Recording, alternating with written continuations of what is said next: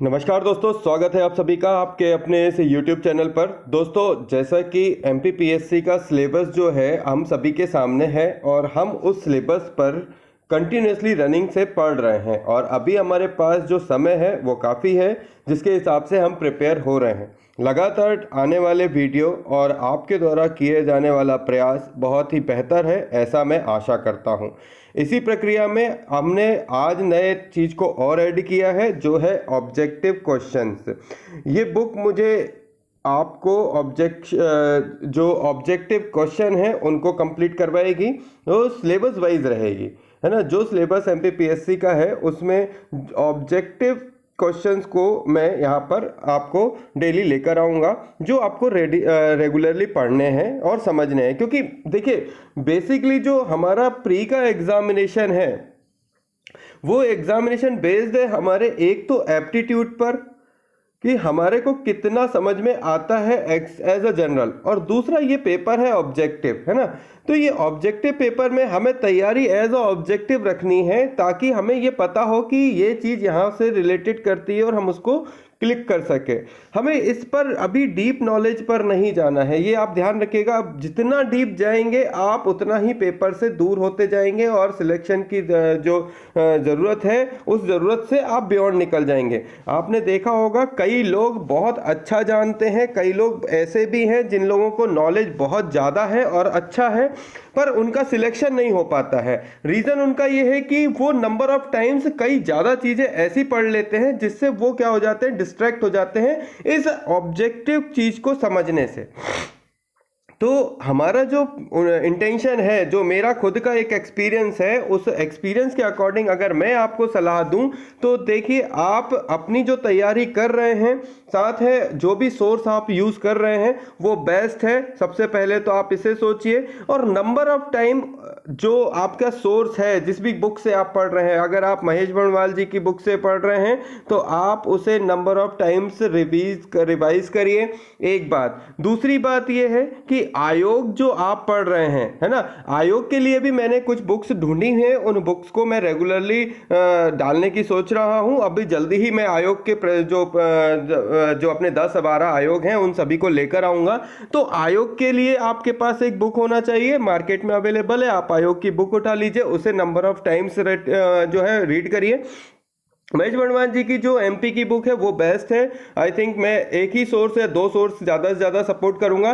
तीसरी चीज़, जो आप MP का जो मैप वाली जो बुक है ना, उसमें पुणेकर या फिर जो XYZ बहुत सारी अब मार्केट में अवेलेबल हैं, तो आप एक MP के मैप वाली भी बुक को प्रेफर करिएगा। ये 2-4 बुकें जो हैं उन्हें नंबर ऑफ टाइम्स पढ़िए, और फिर उसके बाद सबसे ज़रूरी जो पोर्शन है वो है दोस्तों ऑब्जेक्टिव, है ना। हमें मतलब कंसंट्रेट होना है ऑब्जेक्टिव पर। तो टेस्ट सीरीज लगाइए, टेस्ट दीजिए, ऑब्जेक्टिव जहां से मिल पा रहे हैं उतने ऑब्जेक्ट को आप जो है सामने से गुजारिए। आपको ऑब्जेक्टिव बनने चाहिए, क्योंकि हमारा बेसिकली इंटेंशन होगा कि हम बेस्ट दे पाएं उस समय जब हमारा एग्जामिनेशन सामने आएगा। हम डीपली नॉलेज में पढ़ते जाएंगे कि यहाँ ये था, वहाँ वो था, ऐसा था, वैसा था, अला था, फला था, कोई फर्क नहीं पड़ने वाला। एग्जाम आएगा और वहाँ भूत बन जाओगे। 1-2 क्वेश्चन गलत करना मतलब सीढ़ियों से 2 सीढ़ियां नीचे उतरने जैसी बात है। तो मेरी सलाह सिर्फ इतनी है कि आप ऑब्जेक्टिव की तरफ थोड़ा सा कंसंट्रेट रहिएगा, डीप नॉलेज मिनिमम रखिए। मैं तो बिल्कुल भी नहीं कहूँगा डीप नॉलेज की तरफ जाइए, ओवरऑल ऊपर की चीज़ें पूछी जाती हैं। आयोग जो क्वेश्चन डीपली पूछता है वो आपसे क्या, किसी से ही नहीं बनता। तो उन चीज़ों की तरफ मत जाइए, जो सिली मिस्टेक करते हैं उनको बचाना है। दूसरी चीज़, जो आ रहा है उसे बेहतर करना है। और तीसरी चीज़, जो आपके सामने थोड़ा स्ट्रॉन्ग पोर्शन है उसको बढ़ाना है। जो नया सिलेबस आया है उस सिलेबस को अगर ढंग से देखो तो 10 यूनिट है, और 10 यूनिट मतलब 100 क्वेश्चन को इक्वली डिवाइड करोगे तो बेटा 1-10 ईच यूनिट 10 क्वेश्चन बनने वाले हैं। अब फेरबदल क्या होगा ये नहीं कह सकते, पर इतनी बात पक्की है कि 10 यूनिट से 10 क्वेश्चन अगर बनते हैं तो आयोग से 10 क्वेश्चन बनेंगे, MP के हिस्ट्री से 10 बनेंगे, MP की ज्योग्राफी से 10 बनेंगे। ऐसे क्वेश्चन डिवाइडेशन में अगर लें तो अपने पहले एरिया डिस्ट्रीब्यूट करो। एरिया अगर आपका बेहतर बनता है कि हमारा जो एरिया है, जो ईजी वाला एरिया है, उनमें से नंबर हमारे कहीं ना कटें। कोशिश ये करिए कि आपका पास जो पोर्शन है, जो आपका बेस्ट है, जैसे आपका हिस्ट्री बेस्ट है तो आप 10 क्वेश्चन हिस्ट्री के पकड़ के रखिए कि आपको मिनिममली आपको ये तो निकालने हैं। ज्योग्राफी से आपको 10 में से 9 निकालने हैं। अच्छा, अगर ईच यूनिट 10 भी छोड़ोगे तो 90 नंबर तक ही आपकी पहली नंबर थिंकिंग जाएगी। 10 यूनिट से 10 क्वेश्चन में से 9 तो आपको लगाने की सोचो तो 90 जा रहा है ना। तो मैं अब आपको जो है आगे बढ़ता हूँ। इन चीज़ों पर मैं सारा डिस्कस नहीं करना चाहता कि क्या बेहतर है आपके लिए, ये आप खुद समझदार हैं। मेरे हिसाब से जो मुझे ठीक लगा आपको सलाह देना तो मैंने वो आपको दिया। पसंद आए तो हमारे चैनल को सब्सक्राइब करिए, चैनल को लाइक करिए, शेयर करना बिल्कुल मत भूलिएगा। शुरू करते हैं हमारे अध्याय 1 पर।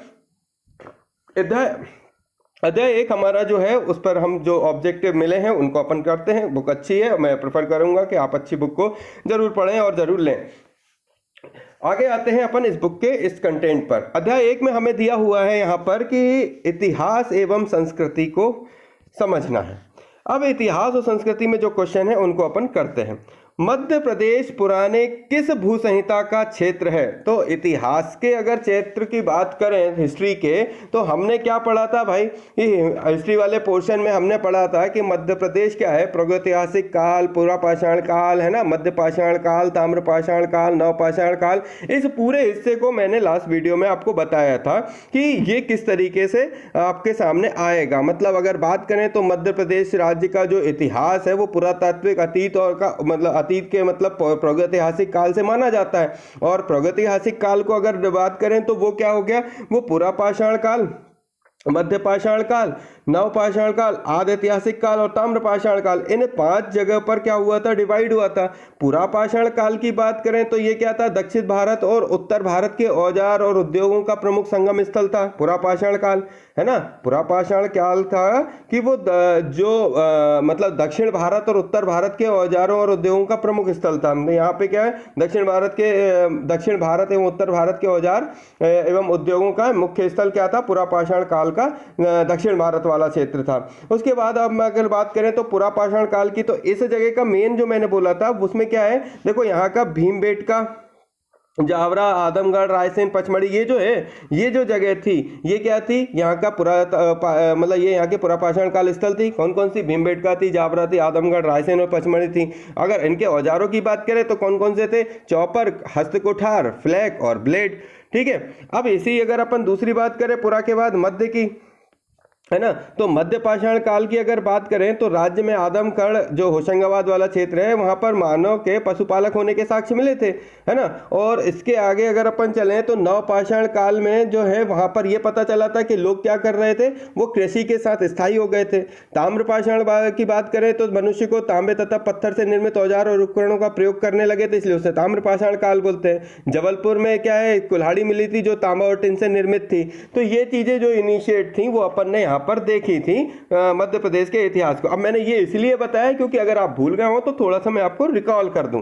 ठीक है। अब आते हैं वापस अपने क्वेश्चन पर। तो मध्य प्रदेश का जो एरिया है ना, मध्य प्रदेश का जो एरिया है वो किस भू संहिता के क्षेत्र में आता है? तो देखो मध्य प्रदेश का अगर आप पूरे हिस्से को पढ़ें तो जब आप जियोग्राफी वाला सेक्शन देखेंगे तो अपना जो लैंड है वो गोंडवाना लैंड के अंतर्गत आता है ना। उससे नीचे की साइड अगर चलें तो वो धारवाड़ क्रम की चट्टानें आती हैं। अब ये किस तरीके से होती हैं वो अब मैंने आपको बताया था, एक बार और अपन देख लेंगे। ठीक है। अभी अपन आगे बढ़ते हैं। तो मध्य प्रदेश पुराने किस भू संहिता का क्षेत्र है? तो वो है गोंडवाना लैंड का। नेक्स्ट क्वेश्चन, मध्य प्रदेश में के किन स्थानों पर शैल चित्रों द्वारा आदि मानव के होने के प्रमाण मिले हैं? तो देखो आदि मानव के होने के प्रमाण मैंने अभी बोला कि जो शैल चित्र हैं कहाँ कहाँ पे थे। देखो होशंगाबाद, आदमगढ़ पहाड़ी है, रायसेन के भीमबेटका में है, सागर के निकट जो जगह है वहाँ पर भी एरन वगैरह में शैल चित्र हैं। तो मध्य प्रदेश के होशंगाबाद, रायसेन, सागर के निकट एरन में शैल चित्रों द्वारा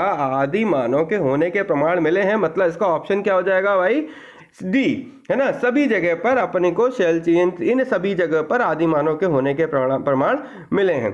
कौन सा स्थान प्रदेश को ताम्र पाषाण संस्कृति से संबद्ध करता है? अब ये आती है बात कौन सी कि ताम्र पाषाण काल संस्कृति से कौन संबद्ध करता है। तो हमने ताम्र पाषाण काल को पढ़ा, है ना। ताम्रपाषाण काल में हमने क्या पढ़ा कि मध्य प्रदेश का ताम्रपाषाण कालीन संस्कृति को हमने जिस हिसाब से बांटा था वो क्या थी, दो प्रकार से बांटा था। एक तो था क्या, एक बार फिर से अपन आते हैं, ताम्रपाषाण संस्कृति को दो भागों में बांटा था। एक था मालवा और दूसरा था भाई कायथा, है ना। मालवा और कायथा दो भागों में बांटा था। मालवा संस्कृति का से संबंधित स्थल जो थे वो कौन कौन से थे, एक तो नवदा टोली है ना, महेश्वर, ऐरण और कायथा, है ना। और कायथा संस्कृति जो थी उसमें अगर बात करें तो यहाँ पे दो थे, कौन कौन से थे, एक तो कायथा और दूसरा ऐरण। ऐरण कहाँ है, सागर के पास, जहाँ भी अपन ने पढ़ा कि वहाँ पर आदिमानव के होने के साक्ष्य मिले हैं। ओके, तो ये बातें मैंने अभी आपको बताई। तो क्वेश्चन में यहाँ पे क्या आंसर फिट हो रहा है, समझो कि कौन सा स्थान प्रदेश को ताम्रपाषाण संस्कृति से संबद्ध करता है। तो ताम्रपाषाण संस्कृति से मालवा और कायथा करते हैं। अब यहाँ पे ढूंढ लो मालवा कायथा ये रहा, मालवा नहीं है।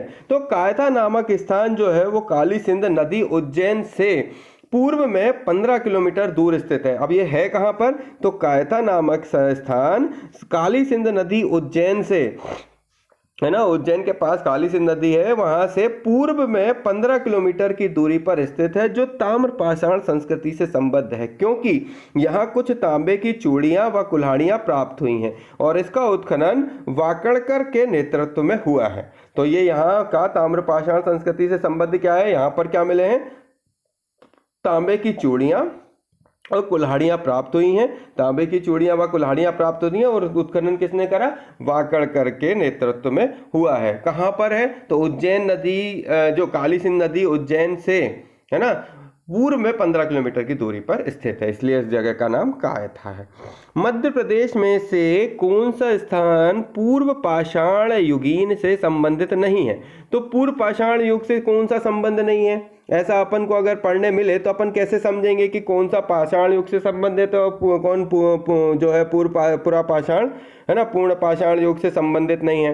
तो देखो उपयुक्त विकल्प में जो शिवपुरी ग्वालियर जो क्षेत्र है वो पूर्ण पाषाण युग से संबंधित नहीं है, बाकी सब हैं, जैसे सीधी शहडोल संबंधित है, खंडवा खरगोन संबंधित है, मंदसौर शाजापुर संबंधित है। तो ये क्षेत्र है शिवपुरी और ग्वालियर वाला, ये पूर्ण पाषाण युग से संबंधित नहीं है ना। ये किससे संबंधित है, तो अगर इसकी बात करें तो इसको अपन को क्या करना पड़ेगा, समझना पड़ेगा। तो ये जो जगह है जैसे मध्य पाषाण, है ना, और अगर जब इसके लिए अगर अपन ध्यान रखें तो चल अभी ध्यान आएगा तो अभी अपन इसमें और एक बार सोच लेंगे। बाकी जैसे नवपाषाण में आदमगढ़, दमोह, जतकारा, एरण, जबलपुर, सागर ये थे। मध्य पाषाण काल में अगर बात करें तो क्या क्या थे, रीवा, होशंगाबाद, सागर, जबलपुर, गुना, धार, खंडवा, इंदौर, मंडला, उज्जैन, रतलाम, ये सब संबंधित थे। तो जो संबंधित नहीं थे वो उनकी बात जो थी वो शिवपुरी और ग्वालियर, इनका नाम नहीं पढ़ने मिला, है ना। सीधी शहडोल मिला अपन को पढ़ने, खंडवा खरगोन मिला पढ़ने, मंदसौर शाजापुर ये भी मिला। मध्य पाषाण जो मध्य कालीन स्थल था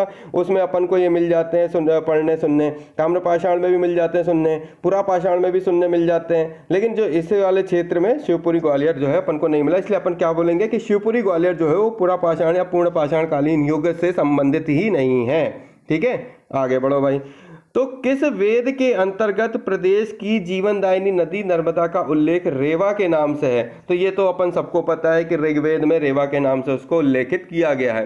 तो ऋग्वेद में प्रदेश की जीवनदायिनी नदी नर्मदा का नाम रेवा के नाम से है, जिसमें पुरुकुत्स से विवाह होने के पश्चात ही रेवा का नाम जो है वो नर्मदा हो गया था, है ना, किया गया था, कह सकते हैं, हो गया, जो भी है।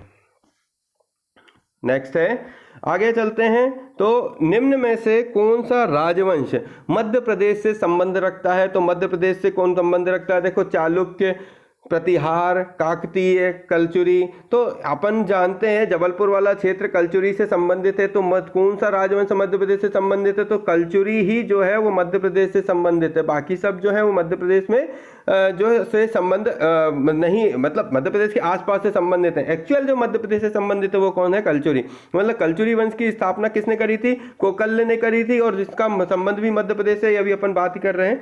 और जो चालुक्य, प्रतिहार, काकतीय ये सब जो है वो मध्य प्रदेश के आसपास से थे, जिसमें कि त्रिस्तरीय वो जो मतलब वो जो झगड़ा है वो उसको भी अपन ने पढ़ा था ना, वो सब जो है वो अपन ने कहाँ से पढ़ा था, ऐसे ही पढ़ा था।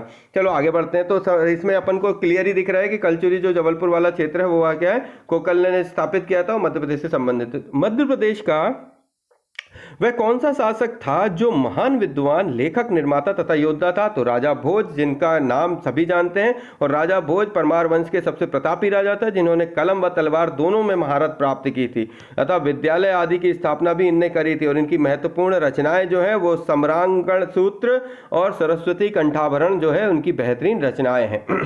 बुंदेलखंड का प्रतापी शासक कौन था? तो बुंदेलखंड में छत्रसाल है, वो सबसे प्रतापी राजा थे और उनका वो जो कि बुंदेल वंश के शासक थे, है ना। तो बुंदेलखंड का प्रतापी राजा जो था बुंदेल शासक, है ना, छत्रसाल थे। ठीक है। होशंग शाह, बाज बहादुर, राजा भोज, तो ये धार से हो गए, बाज बहादुर मांडू से हो गए, होशंग शाह जो है वो होशंग शाह मुझे याद आने दो, ये भी शायद मांडू साइड से है ना, होशंग शाह मुझे याद आ जान दो, है ना। ठीक है, आगे बढ़ते हैं। किस ग्रंथ में उल्लेख है कि बुद्ध काल में अवंती की राजधानी उज्जैनी थी? तो किस ग्रंथ में उल्लेख है कि बुद्ध काल में अवंती की राजधानी उज्जैनी थी? तो वो था पाली ग्रंथ में वर्णित है कि बुद्ध काल में अवंती की राजधानी जो है उज्जैनी थी। नेक्स्ट है, मंधाता नगर की स्थापना किसने करी? तो वो करी मुचकुंद ने। पूरा का पूरा अभी अपन ने पढ़ा है ना, मुचकुंद ने मंधाता नगर की स्थापना करी थी। कहाँ करी थी? नर्मदा नदी के किनारे करी थी, है ना। चलो आगे बढ़ते हैं। पनगुड़रिया, है ना, पनगुड़रिया से प्राप्त हुए हैं, क्या प्राप्त हुए हैं भाई? तो लेख, अभिलेख, शिलालेख, इन्हीं सबसे इतिहास बना है। तो पनगुड़रिया से क्या प्राप्त हुए हैं? तो ये याद रखना पड़ेगा, ये शिलालेख प्राप्त हुए हैं, है ना। ये कहाँ आता है? तो ये सीहोर जिले में आता है। पनगुड़िया से अशोक के शिलालेख प्राप्त हुए हैं। तो याद रखना ये चीजें जो है ना वो जनरली छोटी छोटी हैं, पर बाद में क्या होती हैं, याद नहीं आती हैं, तो क्या करती हैं, दिक्कत कर देती हैं। तो हम अगर बात करें लेख, अभिलेख, शिलालेखों की, तो पनगुड़रिया से क्या मिले हैं? शिलालेख प्राप्त हुए हैं, जिसमें क्या है, अशोक के शिलालेख हैं। ओके। और अभी अपन ने जो पढ़े थे उनको और थोड़ा सा क्या करिएगा, रिवाइज करते रहिएगा। अगर आप नंबर ऑफ टाइम रिवाइज करते रहेंगे तो आपको ये दिक्कत नहीं आएगी, है ना। जैसे अभी अपन ने बुंदेल शासक के बारे में पढ़ा, तो उसके बारे में अपन ने जो पढ़ा वो भी पूरी चीजें अपन को थोड़ी बहुत पता होनी चाहिए कि बुंदेला शासक जो है सोहान पाल ने खंगारों को पराजित करके बुंदेल राज्य की स्थापना करी थी, है ना। इस तरीके से अपने को थोड़ा सा पता होना चाहिए ताकि हमें याद रहे कि कौन है, कहाँ है।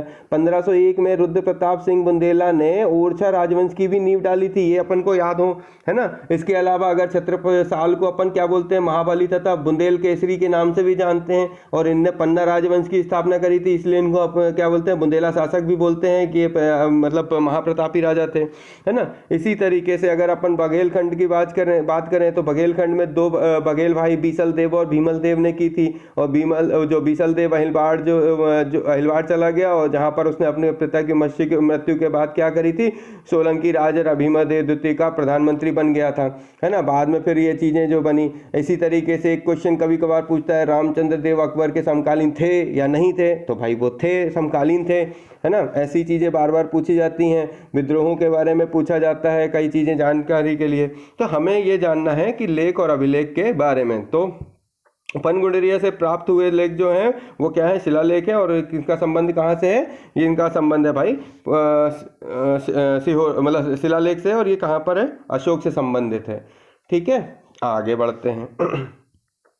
महाभारत युद्ध में वे जनपद जो पांडवों के साथ थे, तो भाई वो सभी थे। महाभारत युद्ध में जो जनपद जो पांडवों के साथ थे, तो पांडवों के साथ वत्स, दशाण और काशी, ये तीनों संबंधित थे। तो पांडवों की ओर से युद्ध में काशी, दशाण और वत्स तथा मत्स्य जनपद शामिल हुए थे। महाभारत युद्ध में वे कौन से जनपद हैं जो कौरवों की ओर से लड़े? तो कौरवों की ओर से जो लड़े वो थे निषद, अवंती और अंधन, है ना। कौन कौन लड़े थे? निषद, अवंती और अंधन। तो कौरव और पांडवों की तरफ से महाभारत में कौन कौन लड़ा? तो कौरवों की तरफ से लड़े निषद, अवंती और अंधन।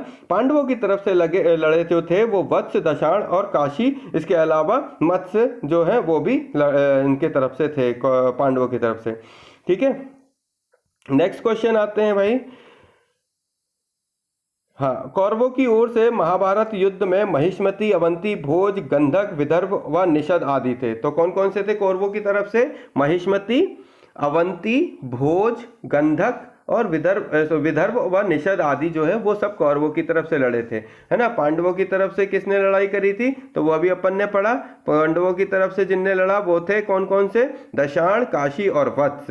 ठीक है, दशाण, काशी, वत्स, मत्स्य, दशाण, काशी, मत्स्य और मत्स्य जो है वो किसकी तरफ से थे, वो पांडवों की तरफ से थे। और कौरवों की तरफ से जो थे वो महेशमती, अवंती, भोज, गंधक और विदर्भ। महेशमती, अवंती, भोज, गंधक और विदर्भ व निषद, है ना, ये सभी जो थे वो कौरवों की तरफ से थे। नेक्स्ट बढ़ते हैं, हेलियोडोरस किस राजवंश के दरबार में आया था, तो हेलियोडोरस जो है वो शुंग राजवंश के दरबार में आया था। हेलियोडोरस शुंग शासक भागभद्र के शासन काल में आया था। शुंग शासक कौन था, भागभद्र। तो भागभद्र के समय कौन आया था, हेलियोडोरस आया था। भागभद्र कौन था, शुंग शासक था। वह एंटियाल क्रीट्स का राजदूत था। तो हेलियोडोरस किसका राजदूत था, एंटियाल क्रीट्स का राजदूत था। और उसने गरुड़ स्तंभ की क्या करी थी, स्थापना करी थी। ठीक है, हेलियोडोरस किस राजवंश में आया था, तो शुंग शासक भागभद्र के शासन काल में आया था और वह एंटियाल क्रीट्स का राजदूत था और उसने गरुड़ स्तंभ की स्थापना करी थी, इसलिए उसको पूछ रहे हैं भाई अपन।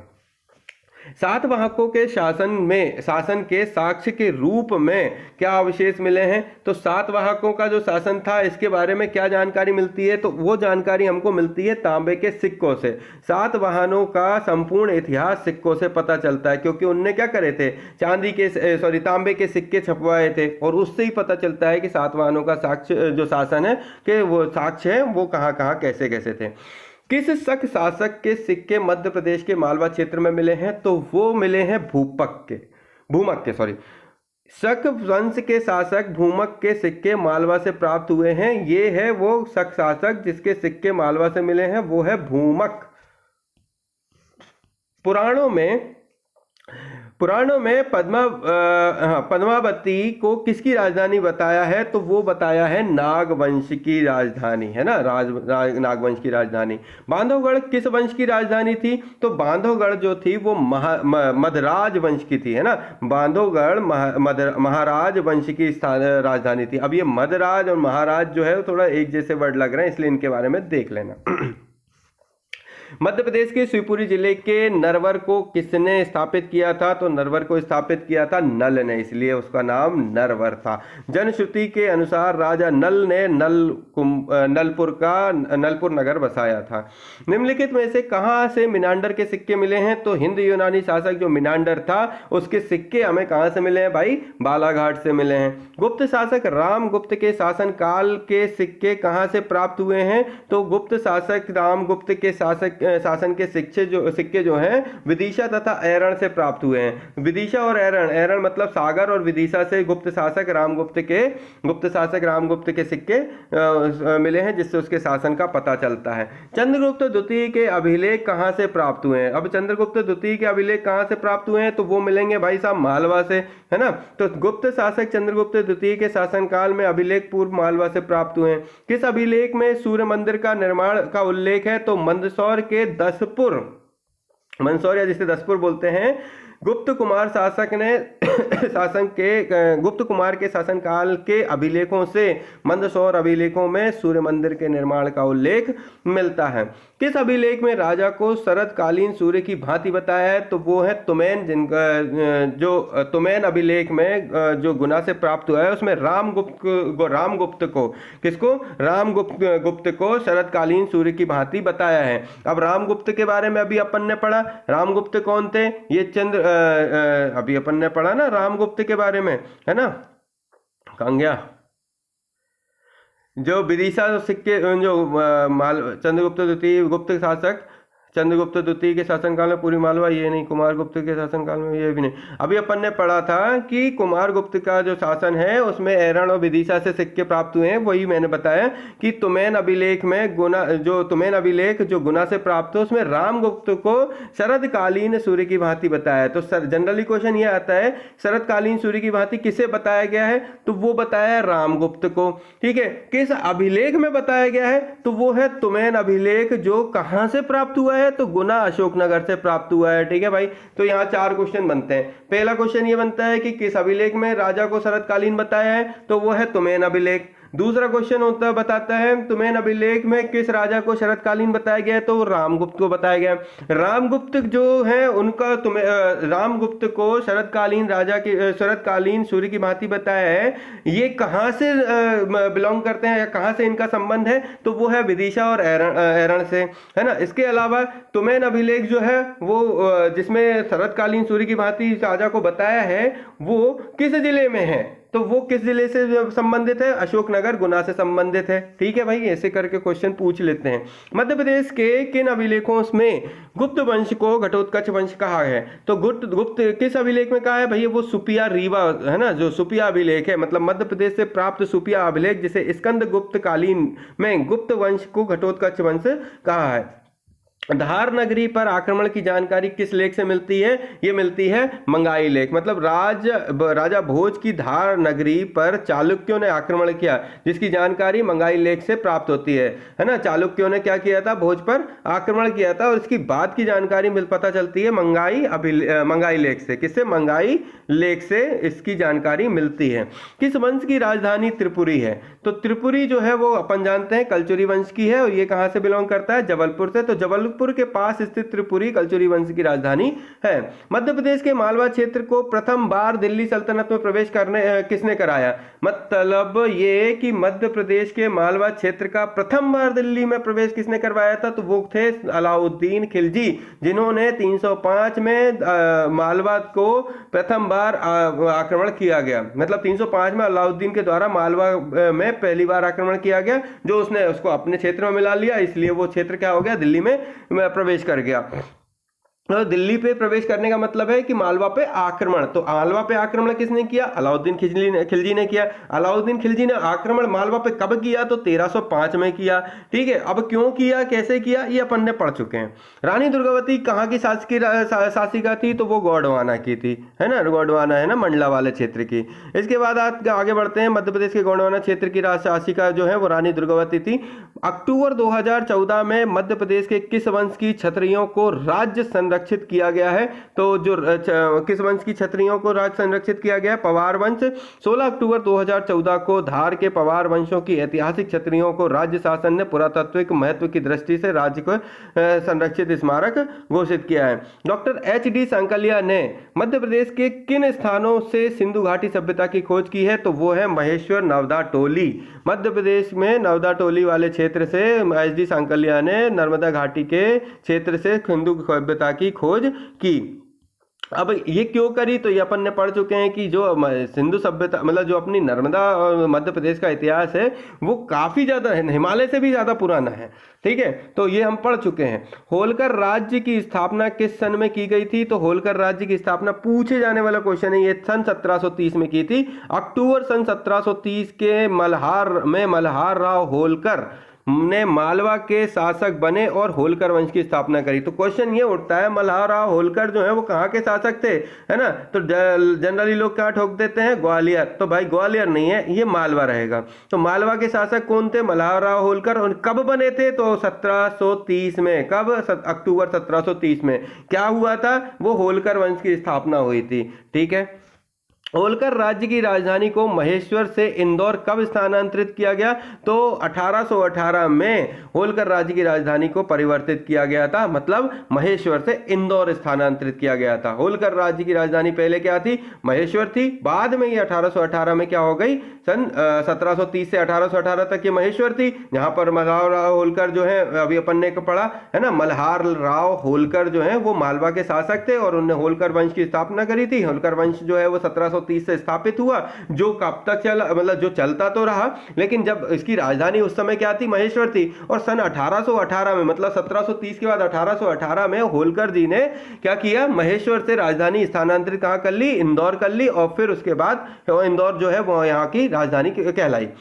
भारत में इंग्लैंड का कौन सा दूत जहांगीर के पीछे मांडू आया था, तो सर थॉमस रो जहांगीर के दरबार में आया था और वह जहांगीर के पीछे मांडू तक आया था। ठीक है, क्योंकि भाई वो उनसे वो पूछने आया था कि हम यहाँ पर अपनी व्यापारिक कोठियाँ जो है बना लें, अपना व्यापार कर सकते हैं। तो उस समय उनका क्लियर हो नहीं पा रहा था, तो वो उसके पीछे पीछे मांडू तक आया था। सर टॉमस रो जिसका नाम था, है ना, Thomas Roe, sir Thomas Roe, दोनों प्रकार से कुछ भी लिख के आ सकता है। होशंग शाह ने 14वीं सदी में कहाँ स्वतंत्र राज्य की स्थापना करी थी? तो वो करी थी होशंग शाह। देखो अभी अपन पढ़ रहे थे ना, मेरे को याद नहीं आ रहा था। होशंग शाह जो है वो मांडू से संबंधित है। होशंग शाह ने 14वीं सदी में मांडू में स्वतंत्र राज्य की स्थापना की तथा चित्तौड़ विजय में के उपलब्ध में विजय स्तंभ बनवाया। क्या कराया? चित्तौड़ विजय के उपलक्ष्य में विजय स्तंभ बनवाया। तो दो बातें यहाँ पर पता चली। पहली बात तो ये कि मांडू का शासक कौन था? जिसने मांडू का शासक था होशंग शाह। और 14वीं सदी में कहाँ स्वतंत्र राज्य की इसने स्थापना करी? मांडू में करी। तो होशंग शाह ने 14वीं सदी में जो है एक जगह पर अपने राज्य की स्थापना करी, वो था नाम मांडू, है ना। तो होशंग शाह ने 14वीं सदी में मांडू में स्वतंत्र राज्य की स्थापना करी और चित्तौड़ विजय के उपलक्ष्य में उसने विजय स्तंभ भी बनवाया था। ठीक है। सती प्रथा का सर्वप्रथम उल्लेख कहाँ मिलता है? तो सती प्रथा का सर्वप्रथम उल्लेख मिलता है एरण, है ना, एरण जो कि सागर वाला क्षेत्र है। तो सागर में का क्षेत्र, सती प्रथा का सर्वप्रथम उल्लेख मिलता है वहां पर, है ना। अब क्या होता है उसमें, ये सब तो सब जानते हैं, पर जहां दिक्कत हो तो आप पूछ सकते हैं कमेंट करके। सागर स्थित गुप्तकालीन एरण अभिलेख में सर्वप्रथम सती प्रथा के साक्ष्य मिलते हैं। मान सिंह तोमर कहाँ के राजा थे? जो पूछे जाने वाला क्वेश्चन है। तो मान सिंह तोमर, जिन्होंने ग्वालियर के किले के अंदर अपना किला बनाया हुआ है, जगह है मान सिंह तोमर है। मान सिंह तोमर जो कि 1486 से 1517 ईस्वी तक ग्वालियर के प्रतापी राजाओं में से एक थे और इन्होंने ही ग्वालियर मतलब जिब्राल्टर, किले का जिब्राल्टर बनवाया, है ना। इसके बाद आगे बढ़ते हैं। कौन से राजा ध्रुपद संगीत के संरक्षक थे? तो वो थे राजा मान सिंह, वो ध्रुपद संगीत के संरक्षक थे। और ऐसा कहा जाता है कि ध्रुपद संगीत जो है वो बहुत ही मतलब ओजस्वी और तेजी से वो मतलब गाने वाला है, उसके बारे में अच्छे से पढ़ना। तो ये पुरुषों के द्वारा गाया जाता है। तो राजा मान सिंह ग्वालियर के प्रतापी राजा थे और इन्होंने ध्रुपद संगीत को संरक्षण दिया था। चंदेल वंश के संस्थापक कौन थे? तो चंदेल वंश के संस्थापक थे नुन्नुक, है ना। चंदेल वंश का संस्थापक कौन था? नुन्नुक था। और इस वंश का प्रतापी शासक यशोवर्मन, धंग और गंड थे। ठीक है। निम्नलिखित में से कौन सा प्राचीन राजवंश मध्य प्रदेश से संबंधित है? तो सबसे प्राचीन राजवंश जो है मध्य प्रदेश से संबंधित है, तो अपन इसमें कह सकते हैं परमार वंश जो है वो सबसे प्राचीन है, जो कि मध्य प्रदेश से संबंधित है। चौहान, वर्धन ये सभी नहीं है, है ना। परमार वंश जो है मध्य प्रदेश का प्राचीन वंश जो है उससे इससे संबंधित है। नेक्स्ट आते हैं हिंगलाजगढ़ मध्य प्रदेश के किस जिले में है? तो हिंगलाजगढ़ जो है मध्य प्रदेश के मंदसौर जिले में है। ये परमार वंश का चित्रकला के लिए प्रसिद्ध स्थान था जो मंदसौर में है। हिंगलाजगढ़ जो है वो क्या बोल सकते हैं? परमार वंश का चित्रकला के लिए प्रसिद्ध स्थान था। हिंगलाजगढ़ चित्रकला के लिए प्रसिद्ध स्थान था परमार वंश का। और ये जो है वो कहाँ स्थित है?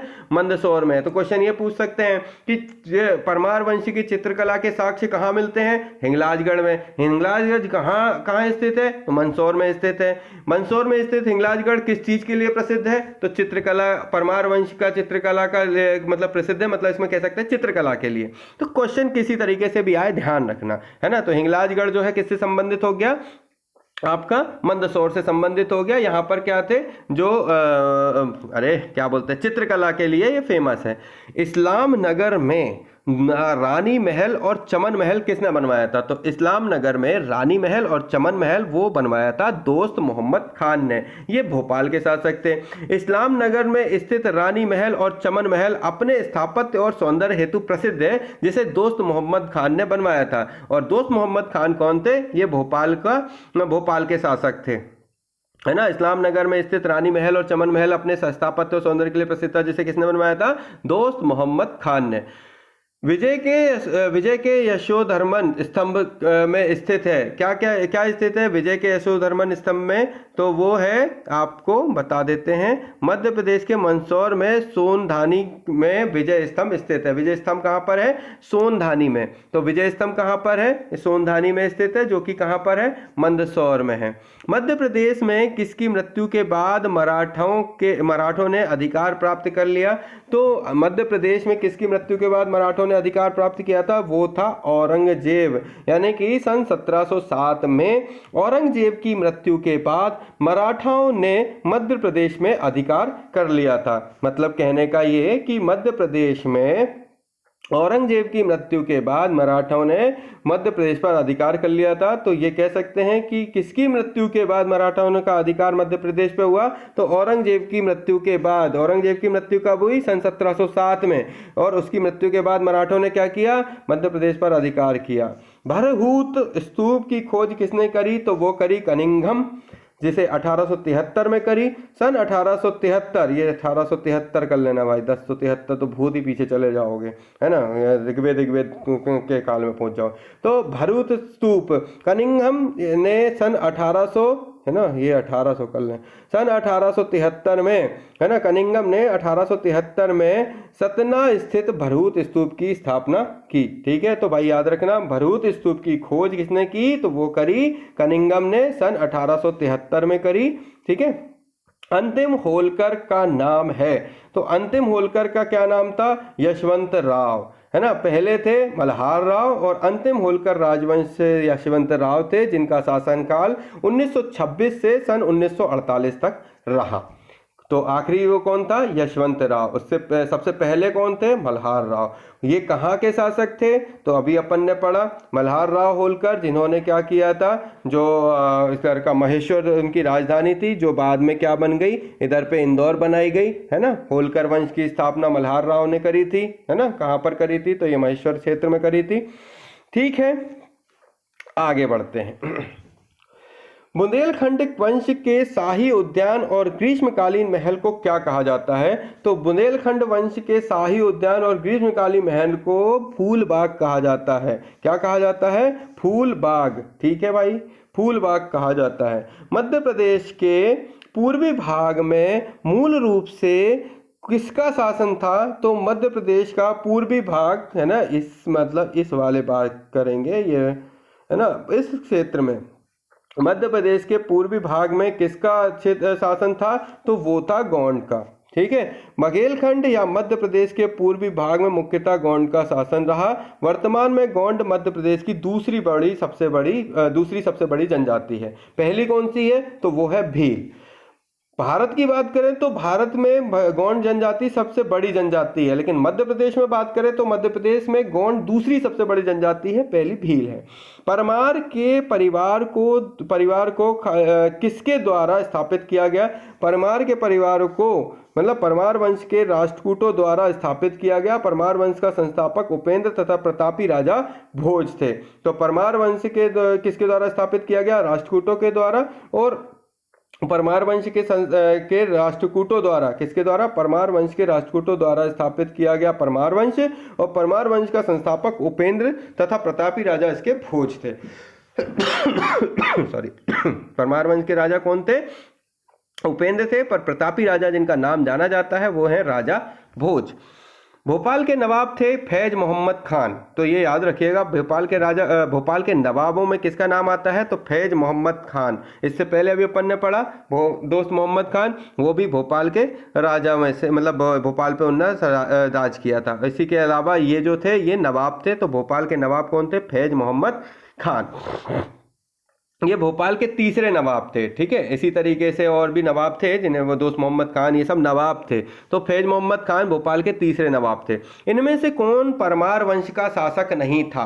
तो कौन नहीं था भाई? उपेंद्र। अभी अपन ने पढ़ा, परमार वंश के संस्थापक जिनका नाम उपेंद्र था। मुंज जो परमार वंश से संबंधित है, उदयादित्य ये भी है। गंगदेव जो है वो नहीं है।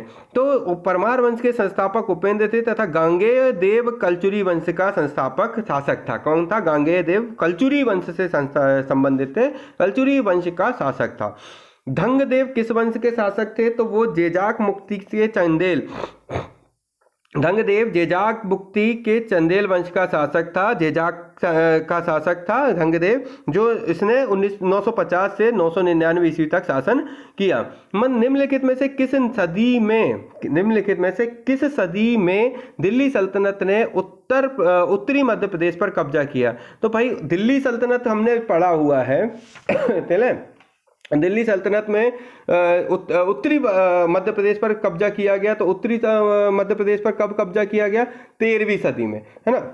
ऐसे तो शुरुआत 1019 से ही हो गई थी, 1019 में क्या हुआ था, महमूद गजनवी ने कलिंजर और ग्वालियर पर आक्रमण कर लिया था, है ना। कुतुबुद्दीन ने 1202-1203 में बघेलखंड पर आक्रमण किया था। इल्तुतमिश ने 1210 से 1236 में मांडू ग्वालियर पर आक्रमण किया था, है ना। इसके अलावा 1250 में जैतुगीदेव परमार शासक रहा था, उस समय पे बलबन और उलूग खान ने वो जो है मतलब वो किया था।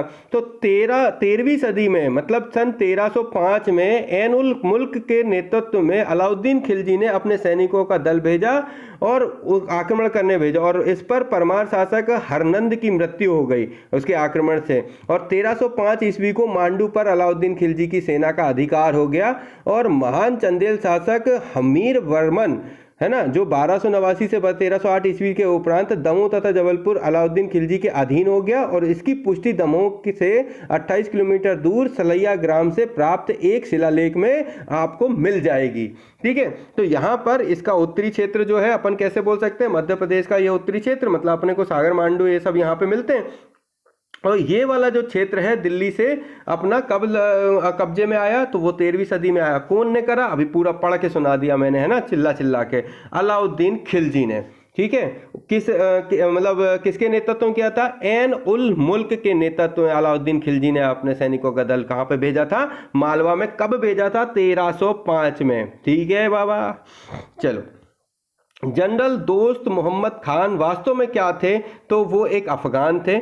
मध्य प्रदेश की राजधानी भोपाल को आधुनिक रूप में स्थापित करने वाले जनरल दोस्त मोहम्मद खान वास्तव में एक अफगानी थे, है ना। नरेश मंधाता के पुत्र जिन्होंने गंधर्वों को हराया था, वो कौन थे, नरेश मंधाता के पुत्र जिन्होंने गंधर्व को हराया था वो पुरुकुत्स थे। और इनकी शादी मतलब जो विवाह है वो किससे हुआ, रेवा से हुआ। बाद में रेवा का नाम नर्मदा हो गया। मंधाता इक्ष्वाकु वंश के प्रतापी राजा थे, है ना। और इनका पुत्र पुरुकुत्स अति पराक्रमी था, जिसने गंधर्वों को पराजित किया था।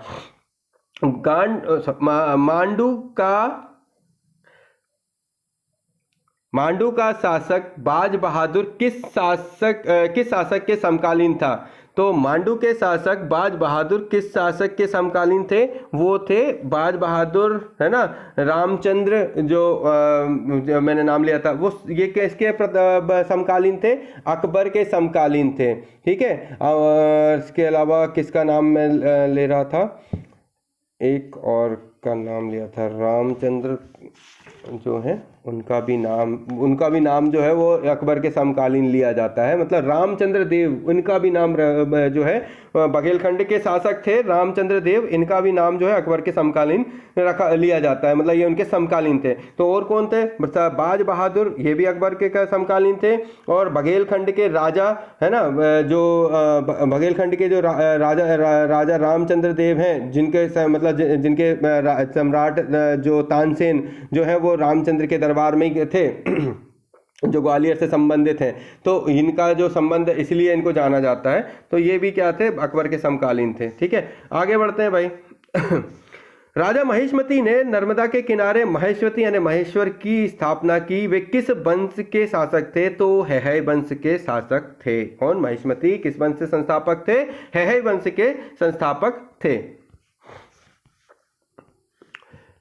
राजा महिष्मती जो हैहय वंश के थे ने नर्मदा के किनारे महिष्मती की स्थापना की। महिष्मती वर्तमान में महेश्वर के नाम से प्रसिद्ध है, जो खरगोन जिले में है। कीर्तवीर अर्जुन इस वंश के प्रतापी राजा हुए। प्राचीन ग्रंथानुसार किस राजा के साथ रेवा यानी नर्मदा का विवाह हुआ, तो अभी अपन ने बताया पुरुकुत्स, जो कि किसके पुरुकुत्स जो है वो अभी अपन ने पढ़ा मंधाता के पुत्र थे, और मतलब बढ़िया उनने गंधर्वों को हराया। प्राचीन का ग्रंथानुसार पुरुकुत्स के साथ रेवा का विवाह हुआ। उसके बाद रेवा क्या हुआ, रेवा का नाम नर्मदा रखा गया।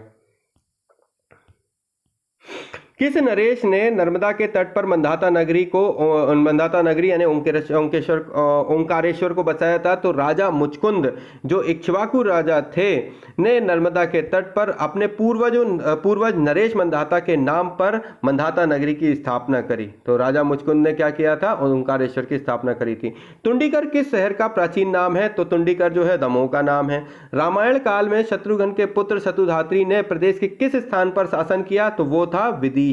शतुधात्री रघुवंशी ने विदिशा दशाण पर शासन किया एवं कुशावती को अपनी राजधानी बनाया। प्रदेश के मत्स्य जनपद के राजाओं ने महाभारत के किसके पक्ष में युद्ध लड़ा? तो मत्स्य जो है मैंने पढ़ा था, अभी बताया था कि उनने पांडवों के पक्ष में युद्ध लड़ा। मत्स्य जनपद के राजाओं ने महाभारत में पांडवों की तरफ से युद्ध लड़ा और इस युद्ध में वत्स, काशी, चेदी, दशाण मत्स्य जनपदों के राजाओं ने पांडवों का साथ दिया। कौन? वत्स, काशी, चेदी, दशाण, मत्स्य।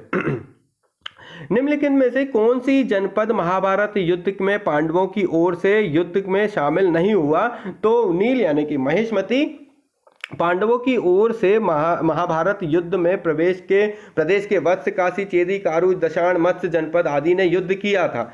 कौरवों की ओर से नील यानी कि महिष्मती, अवंती, भोज, विदर्भ, निषाद ये सभी जो है इनने जो है कौरवों की तरफ से युद्ध किया। तो इसमें क्वेश्चन था कि कौन सी जनपद महाभारत युद्ध में पांडवों की ओर से शामिल नहीं हुई? तो अभी अपन ने पढ़ा वत्स, काशी, चेदी, दशाण है ना, मत्स्य ये जो है वो कौरवों की तरफ से थे, पांडवों की तरफ से थे। कौरवों की तरफ से जो थे नील, अवंती, नील यानी महिष्मती, अवंती, नील महिष्मती एक ही बात है। तो महिष्मती, अवंती, भोज, विदर्भ, निषाद इनके नाम याद रखना, एक क्वेश्चन फटाक से आएगा। कौन कौन से? पांडवों की तरफ से वत्स, काशी, चेदी, कारुज, दशाण, मत्स्य 6 हैं। वत्स, काशी, चेदी, कारुज, दशाण, मत्स्य। वत्स, काशी, चेदी, कारुज, दशाण, मत्स्य। ठीक है। कौरवों की तरफ से महिष्मती, अवंती, भोज, विदर्भ, निषाद। महिष्मती, अवंती, भोज, विदर्भ, निषाद। महिष्मती, अवंती, भोज, विदर्भ और निषाद। महिष्मती, अवंती, भोज, विदर्भ, निषाद। मैंने 5-6 बार बोल दिया भाई, अब सुन लेना, याद कर लेना। निम्नलिखित में से किस राजा ने कौरवों की ओर से महाभारत के युद्ध में भाग नहीं लिया? तो वो है, देखो अभी अपन ने कौरवों की तरफ से भी पढ़ा नील है ना, अभी अपन ने पढ़ा कौन कौन से? महिष्मती है ना, कौन कौन से? महिष्मती, अवंती है ना, जो भोज, निषाद, विदर्भ राजाओं ने युद्ध लड़ा था। तो इनमें से कारुष जो है उनने महाभारत में कौरवों की ओर से युद्ध नहीं लड़ा, कारुष ने उधर से लड़ा पांडवों की तरफ से। महाजनपद काल की 16 जनपदों में से एक बहुत बड़ी महाजनपद अवंती थी, जिसकी एक राजधानी उज्जैनी थी, और दूसरी कौन सी थी? तो वो दूसरी महिष्मती थी है ना, ठंडी और गर्मी के हिसाब से इन्हें बांट लिया था। प्राचीन भारत में महाजनपद काल में 16 महाजनपद थे और एक महाजनपद अवंती था, जिसकी एक राजधानी उज्जैनी थी, दूसरी राजधानी महिष्मती महेश्वर यानी खरगोन, महिष्मती महेश्वर जो कहाँ खरगोन में है थी। मध्य प्रदेश का क्रम इतिहास काल में किस ऐतिहासिक काल से प्राप्त होता है? तो मध्य प्रदेश का क्रमबद्ध इतिहास मौर्य काल के पश्चात प्राप्त होता है। मध्य प्रदेश का क्रमबद्ध इतिहास मौर्य काल के पश्चात प्राप्त होता है। उज्जैन और कसरावत के स्तूप, सांची और भरहूत के स्तूप आदि का निर्माण किस वंश के शासक ने करवाया? तो ये मौर्य वंश के शासकों ने करवाया। उज्जैन, कसरावत, सांची एवं भरहूत के स्तूप का निर्माण मौर्य वंश के शासकों अशोक, बिंदुसार द्वारा करवाया गया। भरहूत के विश्व प्रसिद्ध स्तूप जिनका निर्माण कार्य मौर्य काल में हुआ, वर्तमान में किस जिले में है? तो भरहूत के जो स्तूप है वो सतना जिले में है। भरहूत के विश्व प्रसिद्ध स्तूप जिनका निर्माण काल मौर्य काल में हुआ, वर्तमान में मध्य प्रदेश के सतना जिले में स्थित है और सन 1873 में कनिंघम द्वारा खोजा गया। अभी अपन ने ऊपर पढ़ा कनिंघम ने कब खोजा? तो 1873 में कनिंघम द्वारा भारतीय पुरातत्व के जनक जिसको कहा जाता है कनिंघम ने खोजा था। ठीक है, तो ये ध्यान रखना 1873 है। हेलियोडोरस द्वारा बनाया गया गरुड़ स्तंभ मध्य प्रदेश के किस स्थान पर अवस्थित है? तो हेलियोडोरस द्वारा बनाया गया स्तंभ वो है विदिशा है ना। ये किसके शासन काल में आया था? तो मैंने अभी ऊपर आपको बताया ना, ये किसके शासन काल में आया था? शुंग जो शासक जो है ना, हेलियोडोरस के शासन, हेलियोडोरस जो है वो आया था। हेलियोडोरस का यह अनोखा स्तंभ बेसनगर विदिशा में स्थित है, जो इस बात का प्रमाण है कि यूनानी हिंदू धर्म अपना सकते थे। शुंग वंश के प्रतापी शासक पुष्यमित्र शुंग ने निम्न में से किस स्थान पर शासन किया था? तो पुष्यमित्र शुंग ने किस स्थान पर शासन किया? वो थे विदिशा में। शुंग वंश के प्रतापी राजा पुष्यमित्र शुंग ने विदिशा को अपनी राजधानी बनाया था और पुष्यमित्र शुंग मौर्य साम्राज्य में सेनापति हुआ करता था, जिसका मौर्य सम्राट बृहदत्त की हत्या कर राज्य शुंग वंश की स्थापना हुई। उदयगिरी की विश्व प्रसिद्ध गुफाएं एवं तिगवा के मंदिरों का निर्माण किस वंश के शासकों ने करवाया?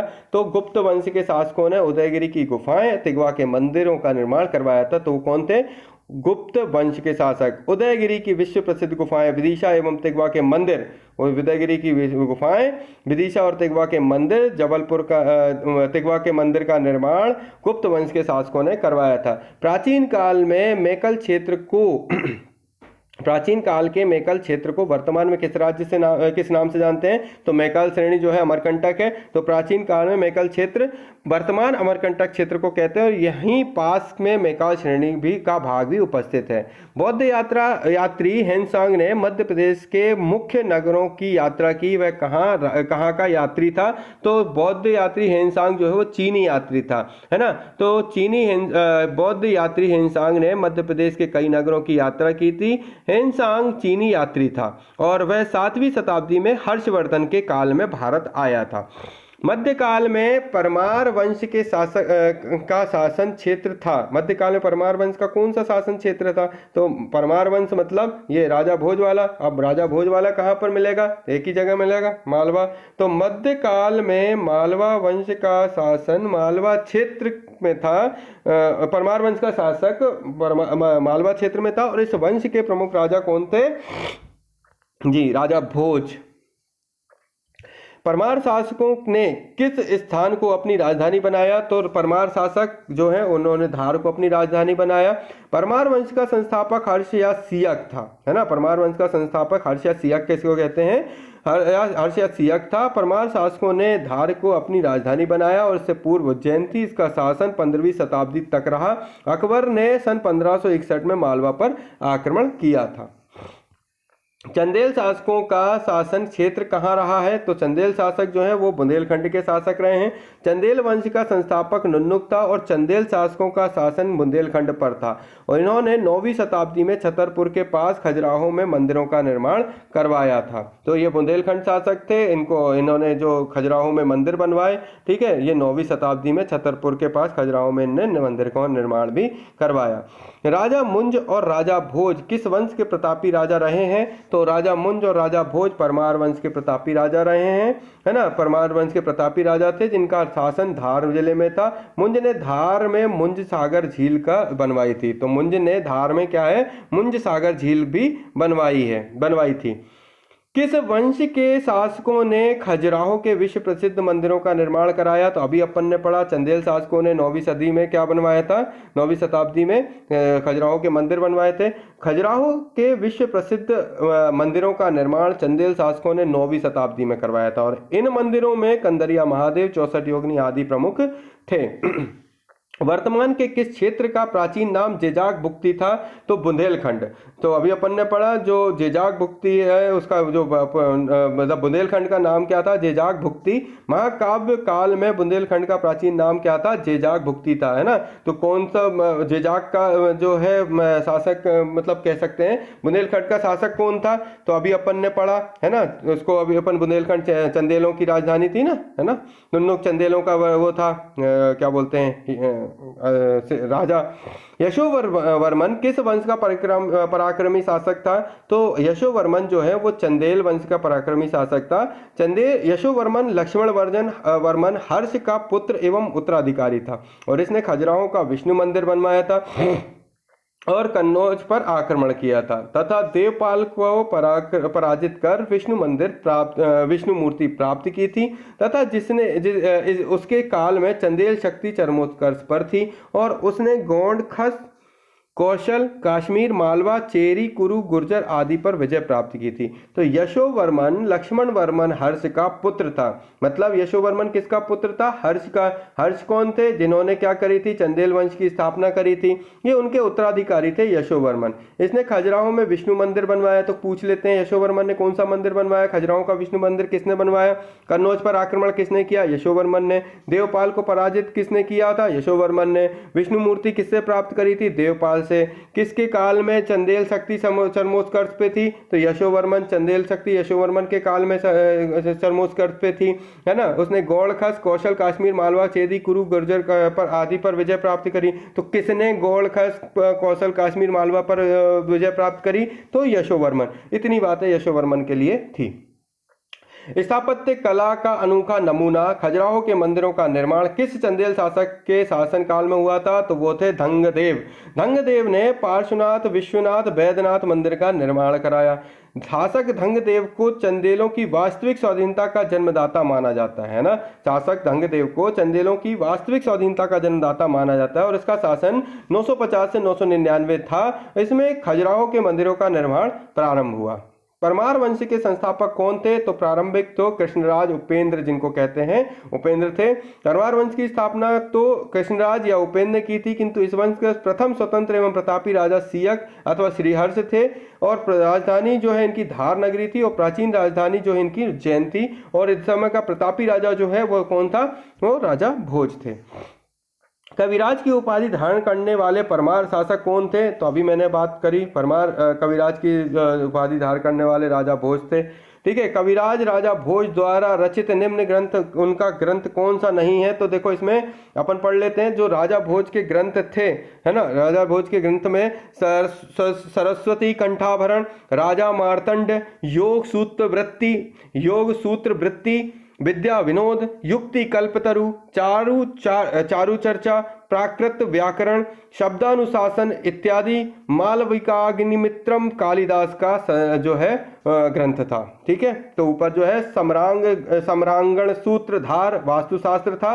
सिद्धांत संग्रह ये कविराज राजा भोज की जो कृति थी और तत्व प्रकाश शैव ग्रंथ ये भी थी। तो ऊपर जो है और बाकी के ये सब किसके हैं? राजा भोज के द्वारा रचित हैं। तो फिर से एक बार पढ़ देता हूँ। सम्रांग सूत्रधार, सिद्धांत संग्रह, तत्व प्रकाश शैव ग्रंथ, सरस्वती कंठावरण, राजा मार्तंड, योग सूत्रवृत्ति, विद्या विनोद, युक्ति कल्पतरु, चारु चर्चा, प्रथम व्याकरण, शब्दानुसार इत्यादि जो थे वो थे। राजा भोज के द्वारा बनाया गया सर्वाधिक प्रसिद्ध सरस्वती मंदिर किस स्थान पर स्थित है? तो वो धार में है और धार जो है इसको भोजशाला के नाम से जानते हैं। राजा भोज द्वारा बनाया गया सर्वाधिक प्रसिद्ध सरस्वती मंदिर धार में स्थित है और इसे वर्तमान में भोजशाला के नाम से जानते हैं। किस प्रसिद्ध शासक की मृत्यु के बाद उसके लिए यह लोकोक्ति प्रसिद्ध थी कि उसकी मृत्यु से विद्या और विद्वान दोनों ही निराशित हो गए? राजा भोज।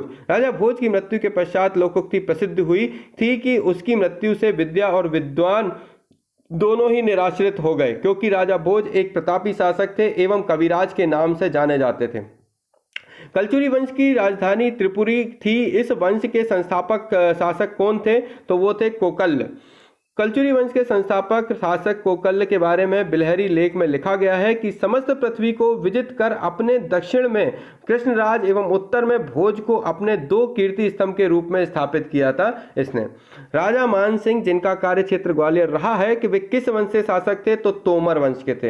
राजा मान सिंह तोमर वंश के थे और इन्होंने ग्वालियर पर शासन किया। वे मुगल सम्राट अकबर के सेनापति थे और मृगनयनी से प्रेम के कारण प्रसिद्ध हैं। किस मुगल शासक ने मंदसौर के युद्ध में गुजरात के शासक बहादुर शाह जफर को हराकर पश्चिमी मध्य प्रदेश पर शासन किया? तो वो थे हुमायूं। मुगल सम्राट हुमायूं जो 1535 से 1536 में मंदसौर के युद्ध में गुजरात के शासक बाज बहादुर जफर को हराकर पश्चिमी मध्य प्रदेश पर इन्हें शासन किया। बाज बहादुर से मालवा किस मुगल शासक से छीना? तो बाज बहादुर से मालवा अकबर ने छीना। जो कब छीना? 1561 में। जो मुगल सम्राट अकबर ने परमार वंश के राजा बाज बहादुर, परमार वंश का शासक राजा कौन थे उस समय? बाज बहादुर के ने इसके मालवा क्षेत्र को 1561 में अकबर ने छीन लिया। मालवा के सुल्तान, है ना, मालवा के सुल्तानों ने किस स्थान पर हिंडोला महल, जहाज महल एवं रानी रूपमती महल का निर्माण कराया? तो मांडू, है ना। मालवा के सुल्तानों ने धार जिले में मांडू में हिंडोला महल, जहाज महल, रानी रूपमती महल का निर्माण कराया। मांडू के महलों में बाज बहादुर और उनकी प्रेयसी रानी रूपमती की कहानियां काफी प्रचलित हैं। गोंडवाना क्षेत्र की रानी दुर्गावती के विरुद्ध युद्ध करने के लिए किस शासक ने आसफ खां को भेजा था? तो वो अकबर है, उसने 1564 में भेजा था। सुन लो, गोंडवाना क्षेत्र की रानी दुर्गावती से युद्ध अकबर के शासनकाल में हुआ और इसकी कमान अकबर ने आसफ खां को सौंपी और 1564 में हुए इस युद्ध में मुगल सेना विजयी हुई। अकबर ने ग्वालियर को किस वर्ष में अपने अधिकार में लिया? तो वो था 1559। अकबर ने ग्वालियर को अपने राज में 1559 में मिलाया था। तब अकबर की उम्र मात्र 17 वर्ष की थी। अकबर ने 1561 में मालवा पर विजय प्राप्त की। तो 17 वर्ष की उम्र में 1559, है ना, इसमें ग्वालियर जीता और मालवा को 1561 में जीत लिया। मांडू में चित्तौड़ विजय में उपलक्ष्य में किस शासक ने विजय स्तंभ का निर्माण कराया? तो महमूद शाह। मांडू में चित्तौड़ विजय के उपलक्ष्य में महमूद शाह ने विजय स्तंभ का निर्माण करवाया। तो विजय स्तंभ का निर्माण किसने कराया? महमूद शाह ने करवाया। ठीक है। साहस व देशभक्ति के लिए भारतीय इतिहास में अमर रानी दुर्गावती किस क्षेत्र से थी? तो गढ़मंडला, है ना, गढ़मंडला बोलते हैं जिसको, मतलब वही गोंडवाना। भारतीय इतिहास में नारी शक्ति एवं साहस का प्रतीक रानी दुर्गावती गोंडवाना क्षेत्र के गढ़मंडल की शासिका थी और इनके पति छत्रसाल शाह थे, है ना। इनके पति कौन थे? दलपत शाह थे, छत्रसाल नहीं थे यार, छत्रसाल तो उधर के थे बुंदेलों के। ठीक है, दलपत शाह थे इनके जो पति। रानी दुर्गावती से अकबर के किस सिपाह सलाहकार ने युद्ध किया और रानी को पराजित किया? तो आसफ खां 1564 में इन्होंने लड़ा। रानी दुर्गावती से सुलह समझौता करने के लिए अकबर ने अपने सिपाही सलाहकार आसफ खां को भेजा, पर युद्ध के आखिरी क्षणों में रानी दुर्गावती ने क्या कर लिया? आत्महत्या कर ली। भोसले ने किस क्षेत्र में अपने स्वतंत्र राज्य की स्थापना की? तो वो नागपुर। इंदौर पर होलकर ने, इंदौर पर होलकर ने, मल्हार राव होलकर। ग्वालियर पर सिंधिया ने, है ना। नागपुर पर भोसले एवं बड़ौदा में गायकवाड़ ने अपने अपने स्वतंत्र राज्यों की स्थापना की। मध्य प्रदेश ने निम्नलिखित स्थलों में से सम्राट अशोक का शिलालेख नहीं मिला है, वो विदिशा और भोपाल से नहीं मिला है। मध्य प्रदेश के अशोक के शिलालेख गुर्जर यानी दतिया, नामोल्लेख रूपनाथ, जबलपुर, सांची, रायसेन, पनगुड़रिया, सीहोर, भरहूत एवं सारोमारो में मिलते हैं, जबकि विदिशा एवं भोपाल में नहीं मिलते। तो अशोक के अभिलेख जो शिलालेख जो है वो कहाँ कहाँ मिलते हैं? गुर्जर, रूपनाथ, सांची, पनगुड़रिया, भरहूत, सारोमारो में मिलते हैं। मध्य प्रदेश के निम्न पुरातात्विक स्थलों से अशोक के नाम की पुष्टि हुई है, वो है गुर्जरा दतिया। अशोक के नाम की पुष्टि कहाँ से हुई है? गुर्जरा दतिया से हुई है। गुर्जरा दतिया पुरातात्विक स्थल से अशोक के नाम की पुष्टि हुई है। अशोक का शासनकाल एवं उसकी उपलब्धियों के बारे में उसकी शिलालेख द्वारा जानकारी मिलती है। कालिदास के किस ग्रंथ में दुष्यंत और शकुंतला की प्रेम कहानी है? सभी जानते हैं, अभिज्ञान शाकुंतलम नाटक है जो कि राजा दुष्यंत और शकुंतला के प्रेम को कथा को वर्णित करता है। है राजाओं में सबसे प्रतापी राजा कौन थे? कीर्तवीर अर्जुन थे। है वंश के राजाओं में सबसे प्रतापी राजा कीर्तवीर अर्जुन थे, अभी अपन ने पढ़ा। भारतीय राष्ट्रीय कांग्रेस का त्रिपुरी सम्मेलन कहाँ हुआ था? तो वो हुआ था, भारतीय राष्ट्रीय कांग्रेस का त्रिपुरी सम्मेलन जबलपुर में हुआ था।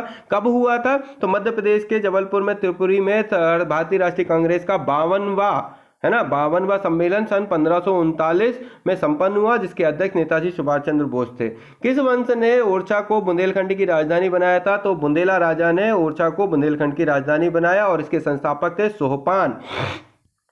ताम्रपाषाण संस्कृति से संबंधित स्थल कायथा किस जिले में स्थित है? तो वो है उज्जैन के पास, जो है 15 किलोमीटर दूर है कायथा, तो उज्जैन लेंगे। कायथा मध्य प्रदेश की सबसे पहली ताम्रपाषाण कालीन बस्ती है और यह उज्जैन जिले में स्थित है। यहाँ से चूड़ियां और कुल्हाड़ियां प्राप्त हुई थी। कायथा खगोल शास्त्री वराहमिहिर की जन्मस्थली भी है।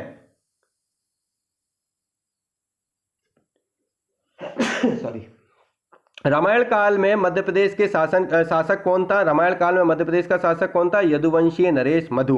रामायण काल में यदुवंशी नरेश मधु जो दंडक शासक थे और अयोध्या नरेश दशरथ के समकालीन थे। कौन? यदुवंशी नरेश मधु। मध्य प्रदेश के द्रविड़ शैली का बना एकमात्र सास बहु मंदिर किसने बनवाया था? तो वो महिपाल ने बनवाया था। इसका निर्माण कछवाहा शासक महिपाल द्वारा सन 1093 में ईस्वी में निर्माण कराया गया और यह मंदिर ग्वालियर में स्थित है। यह मंदिर भगवान विष्णु की मूर्ति है। तो क्वेश्चन ये आता है कि सास बहू मंदिर में किस भगवान की मूर्ति है? तो वो है भगवान विष्णु की। मध्य प्रदेश के शहडोल जिले में कुषाण शासकों की निधि से किस शासक के सिक्के प्राप्त हुए हैं? तो वो है बिम कैडफिसेस, है ना, बिम कैडफिसेस। शहडोल से 44 सिक्के बिम कैडफिसेस के मिले हैं। जंतर मंतर वेधशाला का निर्माण किस शासक ने करवाया था? तो राजा सवाई जयसिंह ने ने 18वीं सदी में जंतर मंतर वेधशाला का निर्माण कराया, जो कहाँ पर है, उज्जैन में है। तो उज्जैन में जो वेधशाला है उसका नाम क्या है, जंतर मंतर वेधशाला। और ये कब में इसका निर्माण हुआ, 18वीं सदी में। किसने करवाया, राजा सवाई जय सिंह ने। जयपुर के राजा सवाई जय सिंह ने 18वीं सदी में उज्जैन में वेधशाला का निर्माण कराया, जिसका नाम था जंतर मंतर, और कहाँ पर है, उज्जैन में। सिंधिया वंश के संस्थापक राणोजी सिंधिया है, और इनका हाँ, सिंधिया वंश के संस्थापक कौन है, राणोजी सिंधिया है। अब सिंधिया कहाँ से संबंधित है, तो ग्वालियर से। चरण पादुका नरसंहार किसके आदेश से किया गया, तो फिशर। 14 जनवरी सन 1931 को चरण पादुका में स्वतंत्रता सेनानियों की सभा पर गोलियां चलाने का आदेश अंग्रेज पॉलिटिकल एजेंट फिशर ने दिया, और यह स्थान छतरपुर में स्थित है, और इसकी तुलना जलियांवाला बाग से की जाती है। क्वेश्चन ये आता है कभी कभी कि चरण पादुका नरसंहार मध्य प्रदेश के किस जिले से किस स्थान से संबंधित है, तो चरण पादुका संहार जो है छतरपुर जिले से संबंधित है ना। इसके अलावा जो है जलियांवाला बाग जो है वो चरण पादुका संहार से संबंधित है। कब हुआ, तो 14 जनवरी 1931 को हुआ था। बांधवगढ़ किस वंश की राजधानी थी, तो ये मधाराज की थी। मध्य प्रदेश के बघेलखंड मुख्यतः रीवा में मघाराज वंश का शासन था। इसे मघाराज या महाराज भी लिख जाता है, तो घा है ना, तो मघाराज वंश का शासन था। बघेलखंड के मुख्यतः रीवा में मघाराज के वंश का शासन था, और इस वंश का प्रथम राजा वशिष्ठी पुत्र भीमसेन के पुत्र कौत्सी पुत्र पोटसी ने अपनी राजधानी बांधवगढ़ बनाया। और ये बहुत टेंशन वाला नहीं है, इतना ज़्यादा कोई पूछता नहीं है।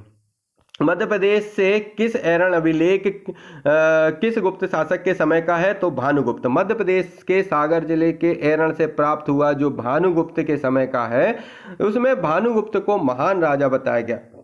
ऐरण अभिलेख में सबसे सर्वप्रथम सती प्रथा का साक्ष्य मिलता है।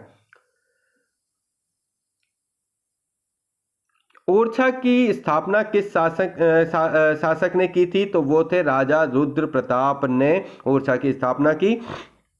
ओरछा की स्थापना सन 1531 ईस्वी में राजा रुद्र प्रताप ने की थी, तथा सन 1539 ईस्वी में भारतीय चंद्र के समय गढ़कुंडार के स्थान पर ओरछा को बुंदेलखंड की राजधानी बनाया गया।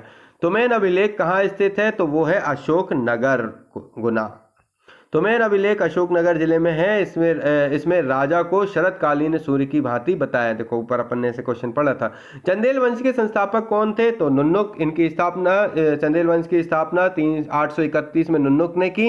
इसकी राजधानी खजुराहो में थी, जो जिला छतरपुर में आता है, तथा इस वंश को जेजाक भुक्ति भी कहा जाता है। तो चंदेल वंश को क्या कहा जाता है, जेजाक भुक्ति भी कहा जाता है।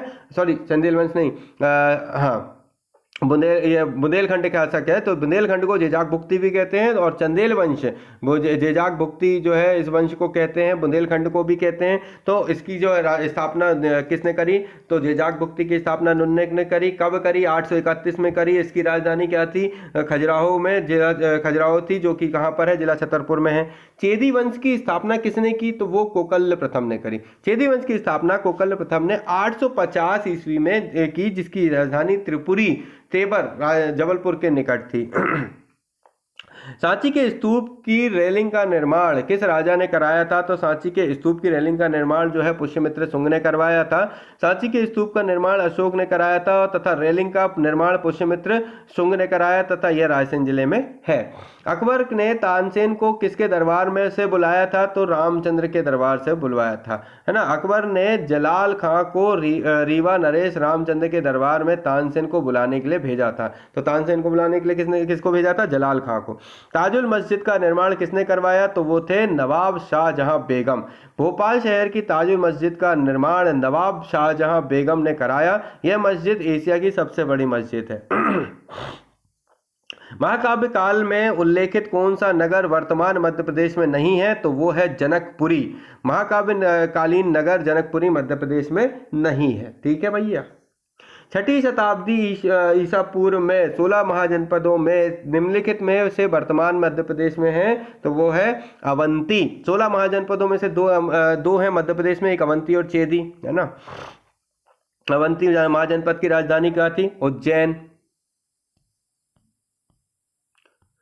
मौर्यों के पश्चात किस वंश के शासकों का शासन वर्तमान मध्य प्रदेश पर नहीं था? तो वो थे शुंग।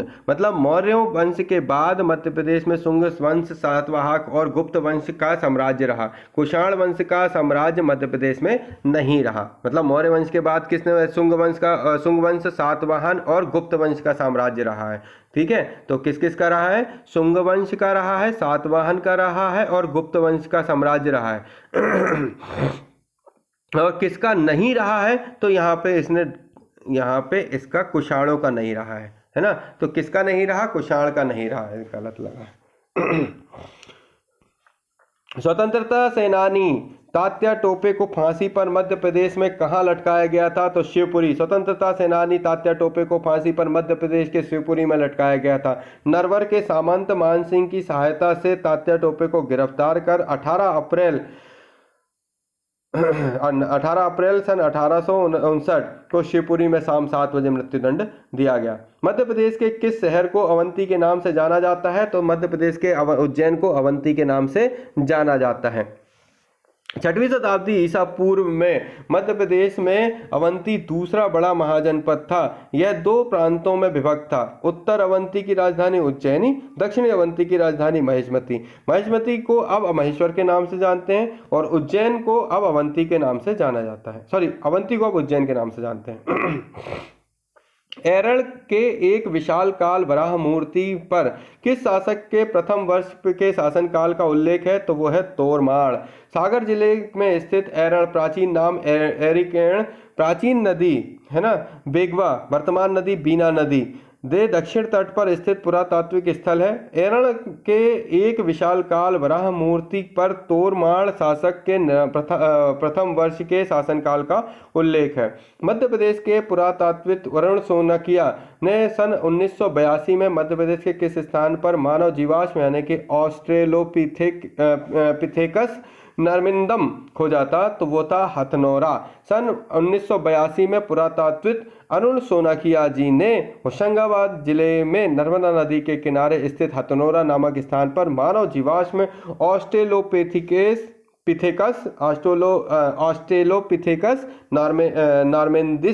नार्मेंदिस खोजा था। बढ़िया किया भैया। 6वीं शताब्दी ईसा पूर्व के लगभग उत्तर भारत में 16 जनपद स्थापित थे और इनमें से मध्य प्रदेश के इतिहास से संबंधित महाजनपद जो थे वो अवंती और चेदी थे। मध्य प्रदेश में निम्नलिखित में से कौन सा स्थल मौर्य सम्राट अशोक के संबंधित नहीं था? तो वो सागर था। उज्जैनी, सांची, विदिशा तीनों मौर्य सम्राट से संबंधित थे। आजकल मध्य प्रदेश में कौन सा ऐतिहासिक स्थल जो खाम बाबा के नाम से जाना जाता है? तो वो है गरुड़ स्तंभ विदिशा। ये विदिशा के लोग उसको आजकल क्या है खाम बाबा पुकारते हैं। इस पर उत्तीर्ण जो लेख है वो प्रमाणित होता है कि यूनानी राजपूत हेलियोडोरस ने भागवत धर्म को स्वीकार किया था। कलचुरी वंश के किस शासक ने उसकी सैनिक उपलब्धियों को कारण हिंदू नेपोलियन कहा? तो वो था कर्णदेव। त्रिपुरी के कलचुरी वंश के संस्थापक कर्णदेव ने उसके सैनिक उपलब्धियों के कारण हिंदू नेपोलियन कहा जाता था। ग्वालियर के तोमर वंश के किस शासक ने संगीत के प्रमुख ग्रंथ मान कौतूहल की रचना करी? तो राजा मानसिंह तोमर ने मान कौतूहल की रचना करी। ये क्या थे? ये बहुत बढ़िया गायक थे। किसके? अभी ऊपर ही अपन ने पढ़ा था है ना। तो ग्वालियर के तोमर वंश के शासक राजा मानसिंह तोमर ने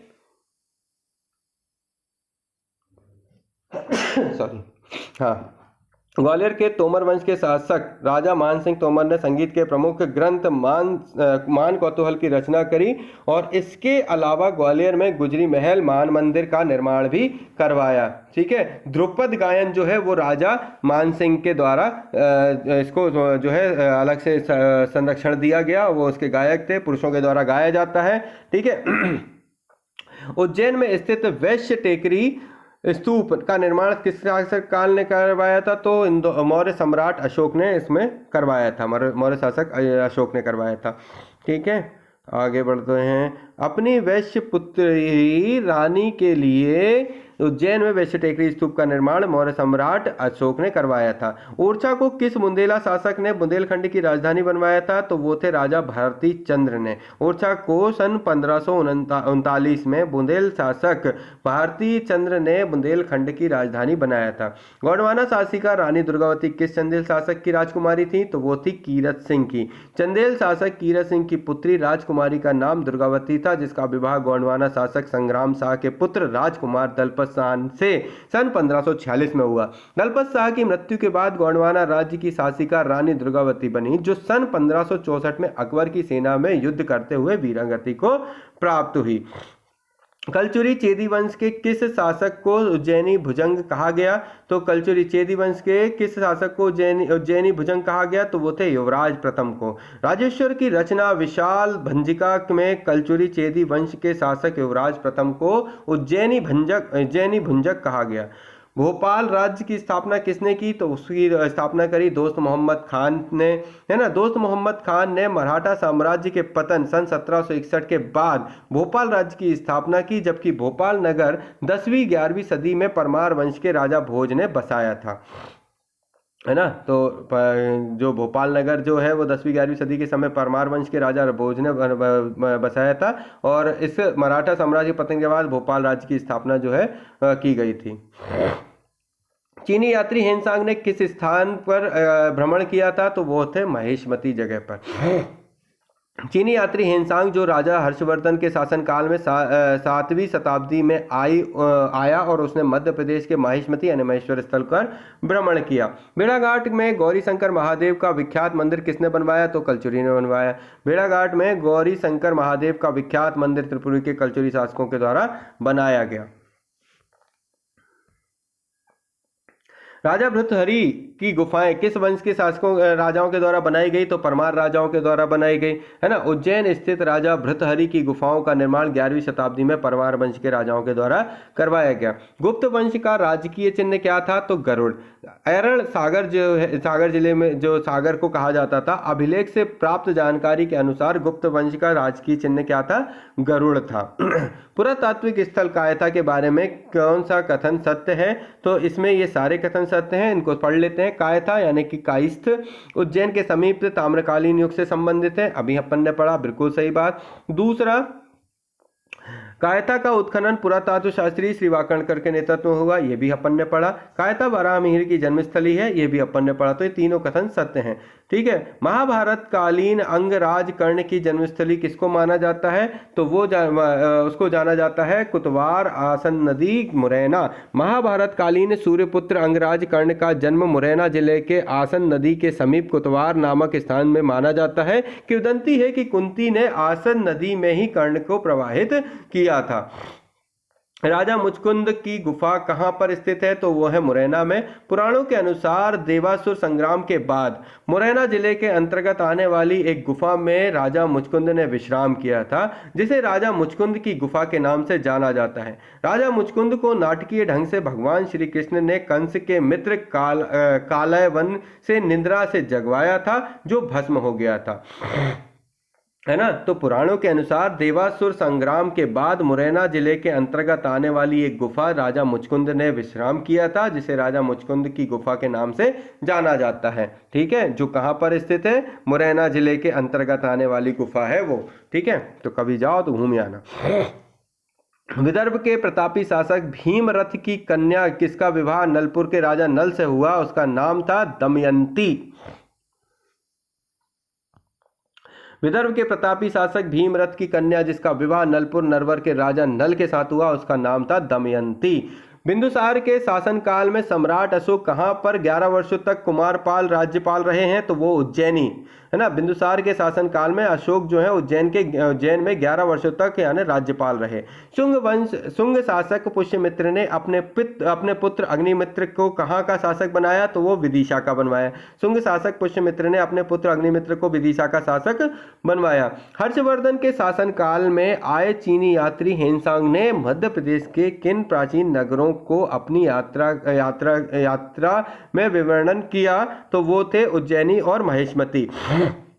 हर्षवर्धन के शासनकाल में आए चीनी यात्री हिनसांग ने मध्य प्रदेश के प्राचीन नगर उज्जैनी और महिष्मती का अपनी यात्रा में विवरण किया है। किस किले की दीवार पर बिहारी सतसई के दोहे उत्कीर्ण है? तो वह है दतिया का किला। दतिया के किले की दीवारों पर बिहारी सतसई के दोहे उत्कीर्ण हैं। स्वामी दयानंद सरस्वती ने मध्य प्रदेश में कहां पर आर्य समाज की शाखा खोली थी? तो वो था खंडवा। स्वामी दयानंद सरस्वती ने मध्य प्रदेश के खंडवा शहर में अपने आर्य समाज की शाखा खोली थी। स्वामी विवेकानंद ने अपने जीवन काल में मध्य प्रदेश में किस नगर की 2 बार यात्रा करी? तो वो था खंडवा। स्वामी विवेकानंद ने अपने जीवन काल में मध्य प्रदेश के खंडवा शहर की 2 बार यात्रा करी और स्वामी दयानंद सरस्वती ने भी मध्य प्रदेश के खंडवा शहर में अपने आर्य समाज की शाखा खोली थी। ग्वालियर का पुराना नाम क्या है? तो वो है गोपगिरी। गोपगिरी और गोपांचल ये ग्वालियर का नाम पुराना है। भोपाल के युद्ध 1737 में पेशवा बाजीराव ने किसे पराजित किया था? तो वो थे हैदराबाद के निजाम को पराजित किया था 1737 में। भोपाल के युद्ध 1737 में पेशवा बाजीराव ने हैदराबाद के निजामों को पराजित किया था।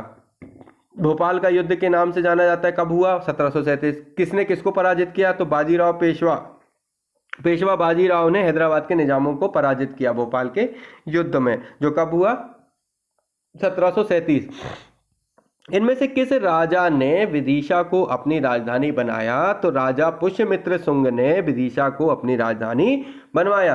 परमार वंश का सर्वप्रथम प्रतापी राजा कौन था? तो वो थे राजा भोज। मराठा पेशवा बाजीराव का जन्म किस किले में हुआ था? तो वो धार का किला था, जहां पर बाजीराव पेशवा का जन्म हुआ था, है ना। लोक कथनों के में वर्णित आलाउदल सेनापति थे चंदेल शासकों के, है ना। तो लोक कथनों में वर्णित आलाउदल चंदेल शासक परमार्थिदेव के सेनापति थे। मांडू का शासक बाज बहादुर किस शासक के समकालीन था? तो वो था अकबर के समकालीन। मांडू के शासक बाज बहादुर मुगल शासक अकबर के क्या थे? समकालीन थे। किस जिले में अशोक के शिलालेख पाए गए हैं? तो वो है दतिया जिले, जहां पर अशोक के शिलालेख मौर्य काल सम्राट अशोक के जो है शिलालेख पाए गए हैं। इसके अलावा दतिया जिले के गुर्जरा नामक जिले में पाए गए हैं। इसके अलावा कहाँ है? सांची, है ना, उज्जैन, है ना, विदिशा, ये जो जगह पर अभिलेख पाए हैं। मुरैना, ग्वालियर, शिवपुरी में नहीं पाए गए। गोविंद दास एवं पंडित द्वारका प्रसाद मिश्र के नेतृत्व में शुरू हुआ नमक सत्याग्रह किस नगर से शुरू हुआ था? तो ये गोविंद दास और पंडित द्वारिका प्रसाद के नेतृत्व में जबलपुर से शुरू हुआ, है ना। मराठों के पराभव के बाद किसने भोपाल में स्वतंत्र राज्य की स्थापना करी? तो मराठाओं के बाद भोपाल की स्थापना दोस्त मोहम्मद खान ने करी। तो यहीं पर मराठों के पराभव के बाद दोस्त मोहम्मद खान ने भोपाल में स्वतंत्र राज्य की स्थापना की थी। चंदेल वंश की राजधानी क्या थी? है ना, चंदेल वंश की राजधानी थी खजुराहो, है ना। धार के किले का निर्माण किसने करवाया था? तो वो है मोहम्मद तुगलक। धार के किले का निर्माण 14वीं शताब्दी में मोहम्मद बिन तुगलक ने करवाया था। धार के किले का निर्माण किसने करवाया था? धार के किले का निर्माण मोहम्मद बिन तुगलक ने करवाया था, है ना। धार के किले के निर्माण के लिए राजा भोज मत ठोक देना, मोहम्मद बिन तुगलक, है ना। महेश्वर का प्राचीन नाम महेशमती था, है ना। महाजनपद काल की राजधानी थी, दक्षिणापथ की राजधानी थी। किस शासक द्वारा मंदसौर के किले का निर्माण कराया गया? तो वो थे अलाउद्दीन खिलजी। तो धार के किले का निर्माण किसने करवाया? मोहम्मद बिन तुगलक। मंदसौर के किले का निर्माण किसने कराया? अलाउद्दीन खिलजी। दिल्ली सल्तनत के शासक अलाउद्दीन खिलजी द्वारा मंदसौर के किले का निर्माण करवाया। किस राजा ने उज्जैन में जंतर मंतर वेधशाला का निर्माण करवाया? तो जयपुर के राजा सवाई जयसिंह ने उज्जैन में खगोल अध्ययन हेतु जंतर मंतर वेधशाला का निर्माण करवाया, जिसे वर्तमान में जीवाजी वेधशाला के नाम से जाना जाता है। किसके नाम से? जीवाजी वेधशाला के नाम से जाना जाता है। होशंगाबाद शहर के संस्थापक कौन थे? तो होशंगाबाद के संस्थापक होशंग शाह थे, है ना।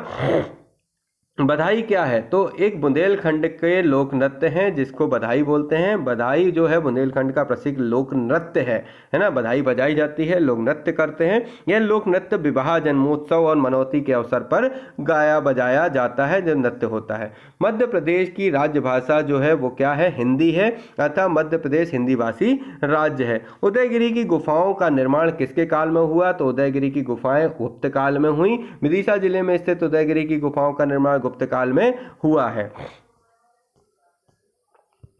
लिखिंदर शब्द संबंधित है पिथौरा भित्ति से। लिखिंदर शब्द पिथौरा भित्ति चित्रकला से संबंधित है। पिथौरा भित्ति चित्रकला झाबुआ का अनुष्ठानिक चित्रकर्म है।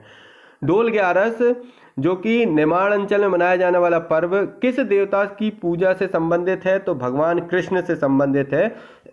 ठीक है, डोल ग्यारस जो है कृष्ण से संबंधित है। अहिल्याबाई निम्न में से किस राजवंश से संबंध है? तो होलकर। देवी अहिल्याबाई इंदौर के होलकर राजवंश की संबंधित है। मल्हार राव होलकर की पुत्र वधू एवं खांडे राव होलकर की रानी देवी अहिल्याबाई होलकर ने सन 1762 से सन 1797 में शासन किया। चित्रकूट रामायण काल में ही एक लोकप्रिय नाम है।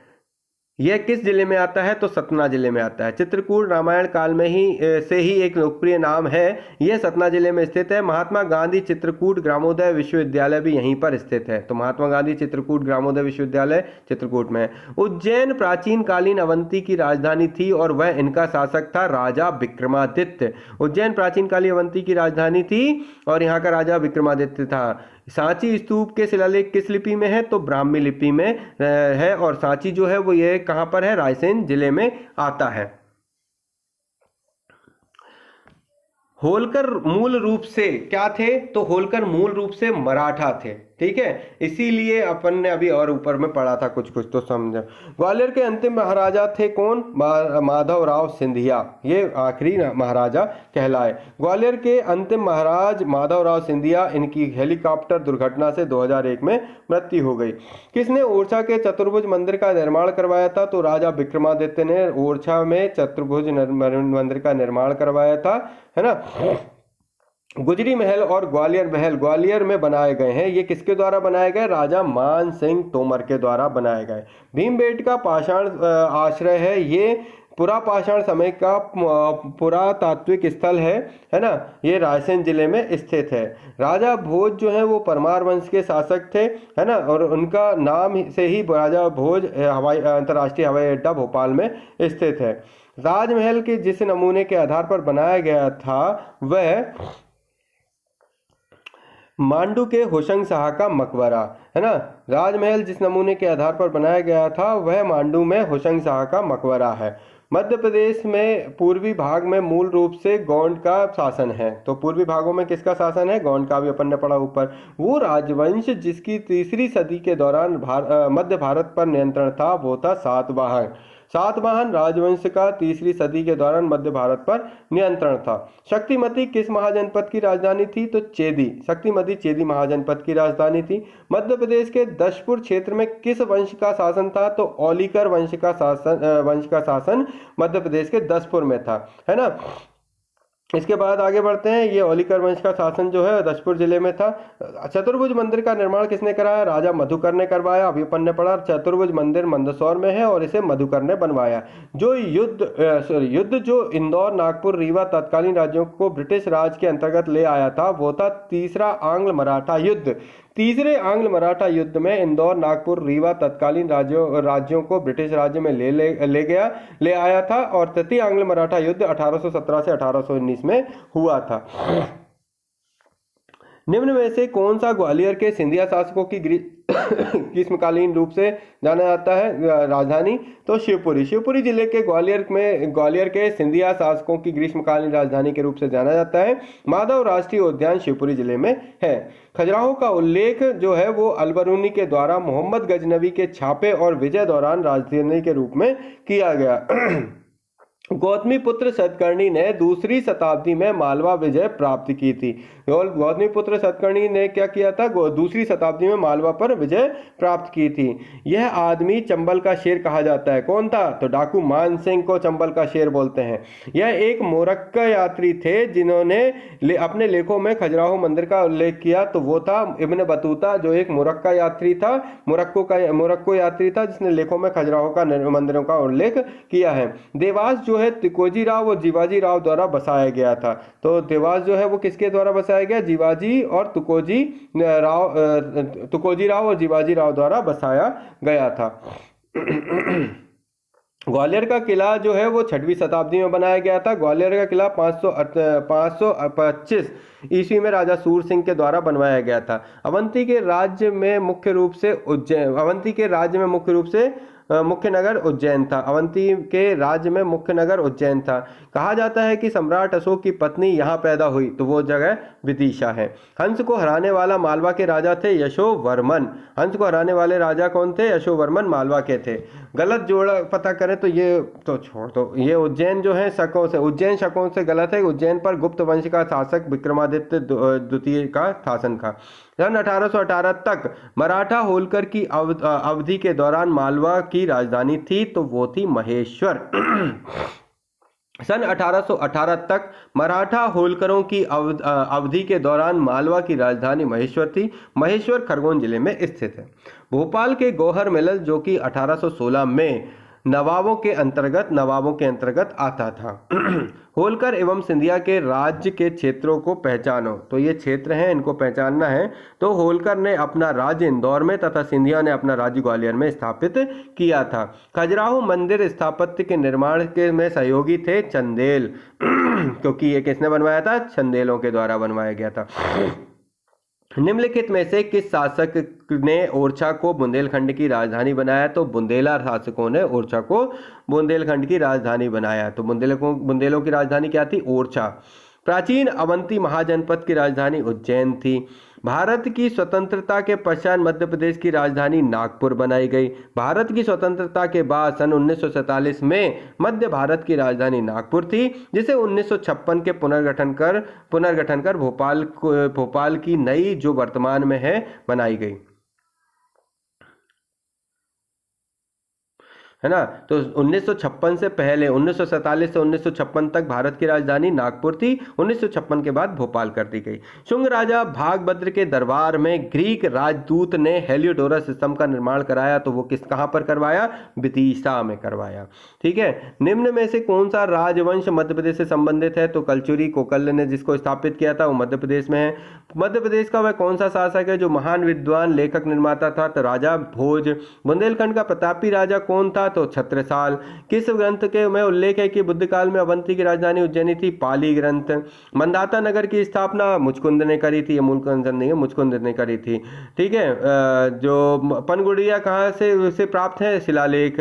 भूमरा का शिव मंदिर जो है वो सतना में है, ये क्वेश्चन है। भूमरा का शिव मंदिर कहाँ पर है? तो ये सतना में है। परमार वंश का अंतिम शासक महलक देव था। परमार वंश का अंतिम शासक महलक देव था। चंदेलों ने अपनी राजधानी किसे बनाया? खजुराहो को। सातवाहकों के शासन के साक्ष्य किस रूप में अवशेष हैं? तांबे के सिक्के के रूप में। किस शासक के सिक्के मध्य प्रदेश के मालवा क्षेत्र में प्राप्त हुए? तो भूमक के। मध्य प्रदेश पुराणों में पद्मावती को किसकी राजधानी बताया है? नागवंश की। बांधवगढ़ किस वंश की राजधानी थी? तो मघाराज, है ना। महाराज या मघाराज बोलते हैं। मध्य प्रदेश के शिवपुरी जिले में नरवर को किसके नाम से स्थापित किया गया? तो नल। निम्नलिखित में से कहाँ से मिनांडर के सिक्के मिले हैं? तो वो है बालाघाट। गुप्त शासक रामगुप्त के शासनकाल के सिक्के कहाँ से प्राप्त हुए हैं? तो वो विदिशा।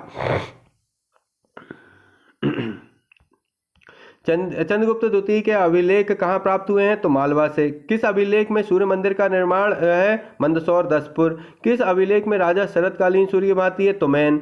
वन सत्याग्रह किस वर्ष हुआ? तो 1930 में वन सत्याग्रह हुआ।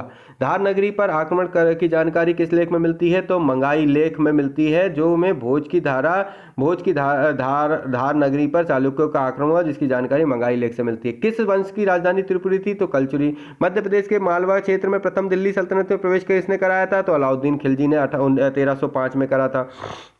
रानी दुर्गावती कहाँ की शासक थी? गोंडवाना। शिवपुरी 1857 के विद्रोह कब हुआ? 20 मई 1857। एच.डी. संकलिया ने मध्य प्रदेश के किस स्थान पर सिंधु घाटी की सभ्यता को खोजा? महेश्वर, नावदा टोली। होलकर राज्य की स्थापना जो है 1739 में मल्हार राव होलकर ने करी। खान देश पर अकबर ने कब आक्रमण किया? तो 1599। दुरई की संधि कब हुई थी? तो जीवाजी जो है वो 1738 में हुई थी। होशंग शाह ने 14वीं सदी में कहाँ स्वतंत्र राज्य की स्थापना की? तो होशंग शाह ने मांडू की स्थापना की और उसके उपलक्ष्य में चित्तौड़ विजय के उपलक्ष्य में उसने विजय स्तंभ भी बनाया। धार में सरस्वती मंदिर जो है राजा भोज ने बनवाया, जिसे भोजशाला के नाम से जानते हैं। मान सिंह तोमर कहाँ के राजा थे? ग्वालियर के। त्रिपुरी कलचुरी वंश की स्थापना जो है किसने की थी? तो वो कोकल प्रथम ने। निम्नलिखित में से कौन से बेगम ने भोपाल पर शासन किया था? तो सिकंदर बेगम। सिकंदर बेगम ने सन 1860 में भोपाल पर शासन कर अपना राज तिलक कराया किया। इसके पूर्वज महागीर मोहम्मद खान थे। ठीक है, रजिया सुल्तान फातिमा भी नहीं, सिकंदर बेगम थी। उसके बाद फिर वो कमलापति भी थी। सन 1660 में उड़ान सिंह ने निम्न में से किस स्थान की स्थापना करी थी? तो सागर। उड़ान सिंह ने सागर स्थान पर स्थापना की और सन 1867 में एक नगर पालिका का गठन भी किया था। मध्य प्रदेश की 13वीं सदी में दिल्ली सल्तनत का नियंत्रण जो है मध्य प्रदेश का मतलब मध्य प्रदेश 13वीं सदी में दिल्ली सल्तनत के नियंत्रण में आया था। उस समय किसने आक्रमण किया था? तो अलाउद्दीन खिलजी ने। सॉरी। मध्य प्रदेश का प्रसिद्ध कपड़ा चंदेरी का है। उसकी उत्पत्ति है वो वर्ष 1305 में अलाउद्दीन खिलजी को पता लगाया जा सकता था। दिल्ली और गुजरात के बीच समृद्ध व्यापार के कारण मध्ययुगीन समय में किसको एक महत्वपूर्ण कौन सा एक महत्वपूर्ण शहर बन गया जिसके शहर के बारे में बात की जा सकती है? तो वो सिरोंज। दिल्ली और गुजरात के बीच समृद्ध व्यापार के कारण, है ना, दिल्ली और गुजरात से समृद्ध व्यापार के कारण सिरोंज एक महत्वपूर्ण शहर बन गया था। कप्तान फोर्सिथ के निम्नलिखित में से कौन से स्थान को खोज एवं विकास करने का श्रेय प्राप्त होता है? तो पचमढ़ी। पचमढ़ी स्थान की खोज एवं विकास करने का श्रेय फोर्सिथ को जाता है।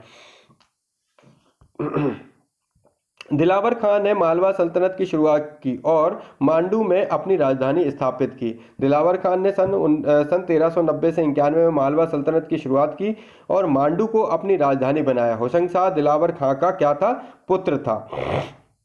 दिलावर खान ने सन 1390 से 91 में मालवा सल्तनत की शुरुआत की और मांडू को अपनी राजधानी बनाया। होशंगशाह जो दिलावर खान का पुत्र था, होशंगशाह के नाम पर होशंगाबाद बना हुआ है। मध्य प्रदेश किसकी मृत्यु के बाद मराठाओं के अधिकार प्राप्त कर लिया गया? तो वो था औरंगजेब। मध्य प्रदेश पर औरंगजेब की मृत्यु के बाद मराठाओं ने अधिकार प्राप्त किया और मराठा भारत में जातियों के समूह मूल रूप से महाराष्ट्र में पाया जाता है। शिवाजी ने 1660 तक मध्य भारत का एक मराठा राज्य स्थापित किया। किस वर्ष में बैतूल का जिला मुख्यालय बैतूल बाजार से बदनूर में स्थानांतरित किया हुआ? तो वो था सन 1822। ठीक है। बांधवगढ़ किले जिले के शिलालेख किस भाषा में है? तो वो है संस्कृत भाषा में। शाहजहां बेगम भोपाल की 8वें नंबर की शासिका थी। शाहजहां बेगम भोपाल की 8वीं शासिका भी व तीसरी महिला शासक थी। ठाकुर दौलत सिंह जो ब्रिटिश के विरुद्ध 1857 के विद्रोह में लड़े थे, कौन से जिले से संबंधित हैं? तो देवास के ठाकुर दौलत सिंह छोटी सी रियासत राघोगढ़ के शासक थे और इन्होंने 1857 में अंग्रेजों से युद्ध किया। ये तात्या टोपे के परिचित थे। कुछ इतिहासकार कहते हैं कि इन्होंने कर्नल हेनरी ड्यूरेट की हत्या कर दी थी। निम्नलिखित राजवंशों में से कौन से वंश की वाकपति मुंज से संबंधित है? तो परमार। राजा वाकपति मुंज परमार वंश के प्रतापी शासक रहे। राजा भोज के पूर्वगामी रहे हैं और परमार वंश की राजधानी धार रही और इनकी जानकारी ग्वालियर अभिलेख से मिलती है। किस वर्ष में डॉक्टर विष्णु श्रीधर वाकड़कर ने भीमबेटका की स्थापना की? तो 1957 में करी थी। डॉक्टर वाकड़कर ने सन 1957 में भीमबेटका की खोज की। यह गुफा है रायसेन जिले में और एक प्रागैतिहासिक कालीन है, पाषाणकालीन है और 2003 में इसे विश्व धरोहर साइट के रूप में शामिल किया गया। ग्रीष्मकाल के दौरान सन 1948 से 1956 तक भारत की राजधानी कौन थी? तो मध्य भारत की राजधानी इंदौर थी और 1 नवंबर से 1956 को ही मध्य प्रदेश राज्य का गठन हुआ। या यहाँ थोड़ा सा तो गड़बड़, चलो इंदौर वो नागपुर थी वैसे। मुरैना में 8वीं से 12वीं शताब्दी के दौरान 22 मंदिरों का समूह कहाँ था? तो नरेसर, है ना। मुरैना में 8वीं से 12वीं शताब्दियों के दौरान 22 मंदिरों का समूह नरेसर में है। मुरैना को बागियों का गढ़ भी कहा जाता है जहाँ सरसों का अधिकतम उत्पादन होता है।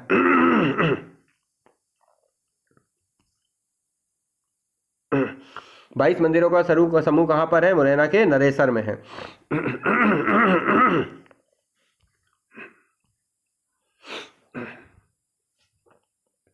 किसने सांची की पहाड़ी की चोटी पर मूल पुरातत्व संग्रहालय सांची की स्थापना की? तो वो थे सर जॉन मार्शल। होलकर राजवंश की खोज किसने करी? तो मल्हार राव होलकर, जो कि होलकर वंश के राजवंश की उन्होंने स्थापना करी। मल्हार राव होलकर मराठा साम्राज्य का एक सामंत था, जो मालवा का प्रथम मराठा सूबेदार था। होलकर राजवंश मल्हार राव से ही 1721 में प्रारंभ हुआ और इसलिए इन्हें होलकर राजवंश का राजा भी कहते हैं। मल्हार राव 1721 में पेशवा की सेवा में शामिल हुए थे। होलकर वंश के लोग होल गांव के निवासी थे, इसलिए उन्हें होलकर कहा जाता है। स्वतंत्रता से पहले निम्नलिखित में से किसे निमाड़ के पेरिस के रूप में उल्लेखित किया गया है? तो वो बड़वानी। स्वतंत्रता के पूर्व निमाड़ का पेरिस हरिओम स्वतंत्रता से पूर्व निमाड़ का पेरिस बड़वानी जिले को कहा जाता था।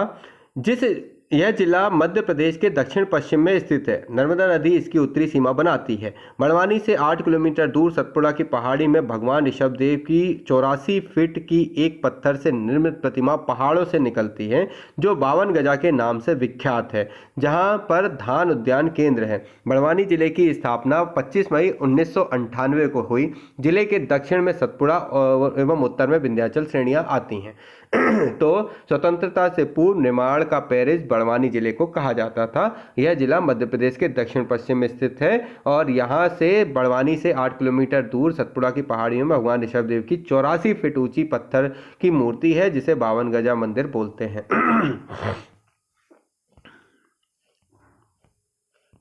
बालाघाट में लांजी का किला किस राजवंश से संबंधित है? तो गौंड से संबंधित है। शाहजहांपुर में किसने जामा मस्जिद का निर्माण कराया? तो हैदर अली ने शाहजहांपुर नगर की स्थापना जो है 1640 में करी। मुगल बादशाह शाहजहां से की थी और जामा मस्जिद का निर्माण हैदर अली ने करवाया था।